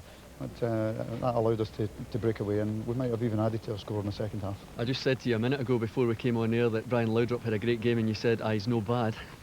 Well, it's a different type of partnership we have up front this season. Ali McCoist and Mark Hateley have shared that responsibility over the last few seasons, and Brian's an entirely different type of player from Ali, more the creator of chances, although he got one today, and he picks the ball up and runs at defences, which causes him a problem. So we've taken a little while to adjust to that, but terrific performance from him today. Would you say that that's your best team performance of the season? It's certainly the best team performance we've had this season. I mean, you know, I was even a little bit worried in the sense that the players are just put together. We don't have a great deal of opportunity to work with them on a regular basis because of injury. But I felt today they were very solid, and although Celtic had a lot of territorial advantage in the second half, they really, I felt, created as much in the first half of the game when it was more even. Well done today, Walter. Back to Paul in the studio. OK, thanks, Jim. And Walter, the first caller, in fact, about the player you were talking about Brian Laudrup. It's Chris Patterson from Glasgow. Chris, you're through. What's your point? I'd like to say that Brian Laudrup is too good for Scottish football. He is running in and out of full-backs every week. He should be playing in a better standard of football in another country. But, Chris, you're not happy to see him playing here? Yes, I'm unhappy, but I think he should be playing in a better country. OK, John? I would disagree. I think the problem with Scots is we sometimes put our game down too quickly. I think we should just enjoy the fact that Brian Laudrup's playing in Scotland and hope that it inspires some youngsters out there and even some players playing in the Premier League to try and emulate him and play like him. And we saw him just his classic goal this afternoon. You knew he was going to score as soon as he got on the end of this ball. Yeah, it was a terrific touch on. I mean, thank goodness for Brian Laudrup, let's be honest. Goes through here, look at the pace of him as he goes there. He knows what he's doing, takes the keeper on. Got a little bit of a break at the end of it, but you know, let's hope that he spawns a generation of kids watching him. It's fantastic he's playing Scottish football. He could be playing in another country. I mean, Chris is saying it, he should, but he could be. I mean, he was in Italy before. He's a fantastic player. He's been in Germany as well. Thank goodness he's playing his trade here now, because we need players like that. We need to brighten the game up. And as I say, the main thing is for the point of view is kids watching that, to see that, you know, you can get to these heights, you can run with the ball, you can dribble. There's not enough of that in Scottish football nowadays. John, he could be the difference for Rangers this season, the signing of Brian Laudrup. Yes, he is. He's a real quality player. He played against us early in the season and almost single-handedly took us apart when they beat us 3-0. But I never thought in my lifetime I would see a Scottish club signing players from AC Milan and Marseille, and I just hope other clubs can generate finance to follow them. Because they're good for the young players. Now, some people would say they should be restricted, and you've been involved with the PFA for a long time, but you don't agree with that? Not at that quality, not at that level. I think we can only encourage players like that to come, not the second-rate foreign players that sometimes we get, but more the Brian Laudrups and players like him. Do you want to name names about some of the second-raters? Me? Hardly. Right, the next caller, Colin Runciman, on the line from Falkirk. Colin, good afternoon, what's your point? Hello. Hello there. I'd like to make a point about Fraser Wishart. I think it's about time the guy got a chance to play it right back for Rangers, as it's so-called a problem position. What does the panel think? Yeah, he did well this afternoon, Gordon. Yeah, well, I agree with Colin. I think he's waited far too long. He played initially at Rangers when he went there at first, Colin, and he did very well. He had 5 or 6 good games. Gary Stevens came back in, he was left out, and yeah, he's back in today. He's been missing for a long, long time. I noticed that Fraser wasn't even in the Rangers first team squad photograph this season. Very surprised at that. He was in the reserve team photograph. He's come through today, and Rangers have been in a right back all season, and there he gets his chance, and obviously he's taken it, and he could have a run in the team now.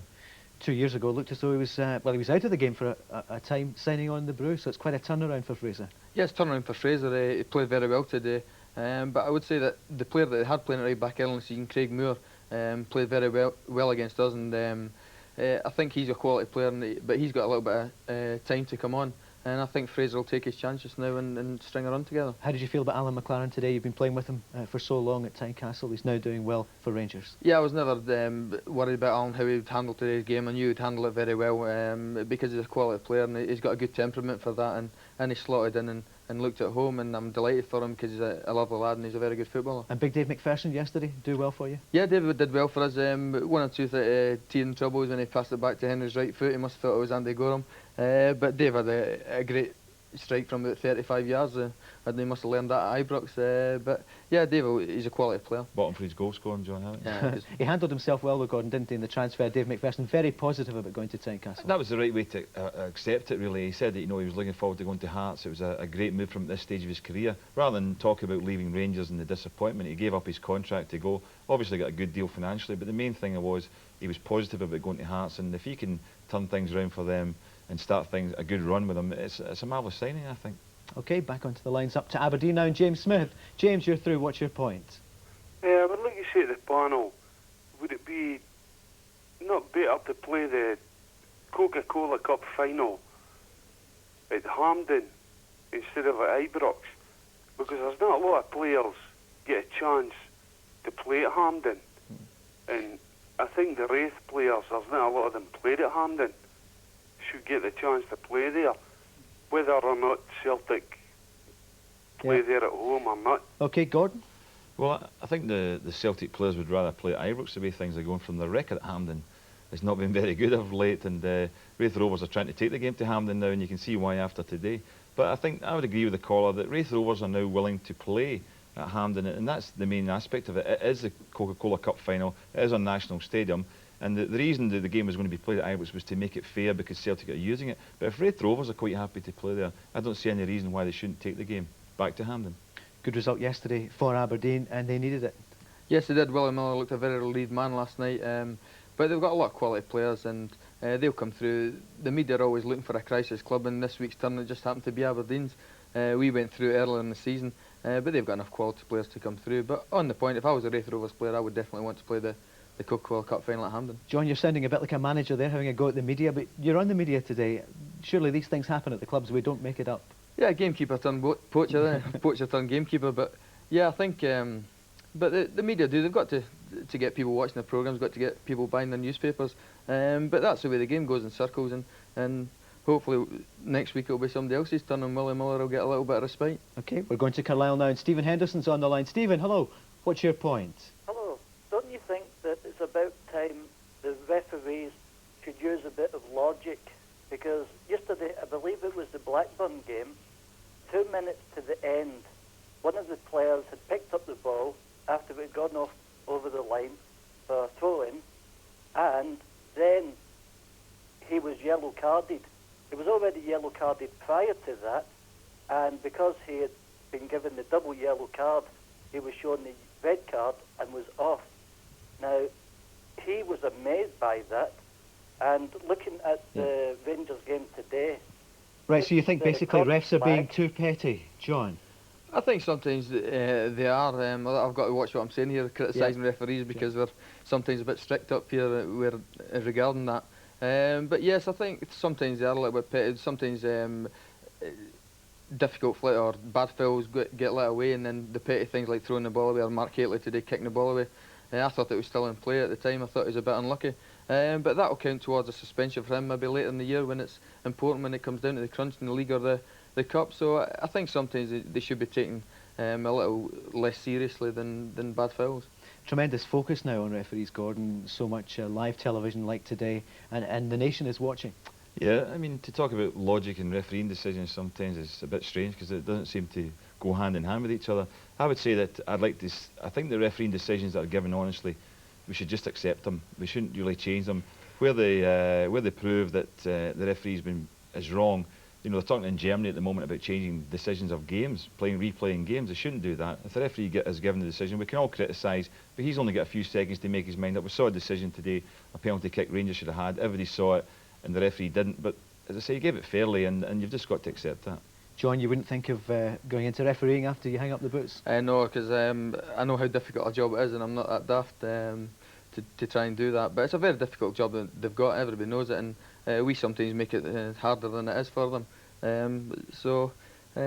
Yeah, I think I'll leave that one well alone. Okay, Dean Stewart's on the line now from Edinburgh. Dean, you're through. What's your point for the panel? Yeah, hello. Firstly, I'd just like to say unlucky to John for losing the derby yesterday.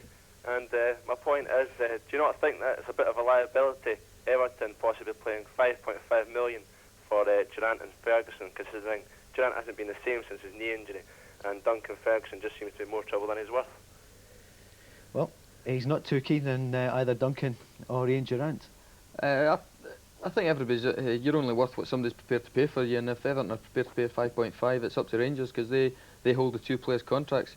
But I think Duncan Ferguson will come through his difficult time that he's having just now once he clears everything up, and I think he'll be a quality player for whoever he's playing for and Scotland in the future. Gordon, do you think that Duncan will be back at Rangers, or will Duncan Ferguson eventually sign for Everton? I think Duncan Ferguson could come back, but you know, if Everton are valuing somebody like Amakachi at 3 million, then Duncan Ferguson's probably worth 5 million because he can't score any goals either, Amakachi. So, but I think Rangers would want Duncan Ferguson back. I think he's still got something to prove to Rangers. They've spent the money. He's a good Scottish player, like buying McLaren. You buy a good Scottish player for the future. Ferguson's in that mould. I think they'll take him back. Good advert for the game today, though. You enjoyed it, John? Yeah, it was a great game. It wasn't a typical derby, tense and full of petty fouls. It was a lot of flowing football, and we had the added bonus of Brian Laudrup's performance. Gordon, good performance all round. Good performance from both teams. As I said, Celtic probably should have done a little bit better. OK, thanks very much to Gordon and to John. Back to you, Jim. OK, that's it from Scott Sport this afternoon. Your next big football date is on this channel on Wednesday. Barcelona against Manchester United in the UEFA Champions League. The programme starts at 7:20. And that's followed by Champions League highlights at 20 to 11. Then on Saturday at 12:30 on Scottish Extra Time comes live from Tannadice prior to Dundee United's meeting with Celtic. And we'll be here again at 2 on Sunday for Scott Sport. My thanks to Paul and Morris. Hope you've enjoyed it. Bye for now.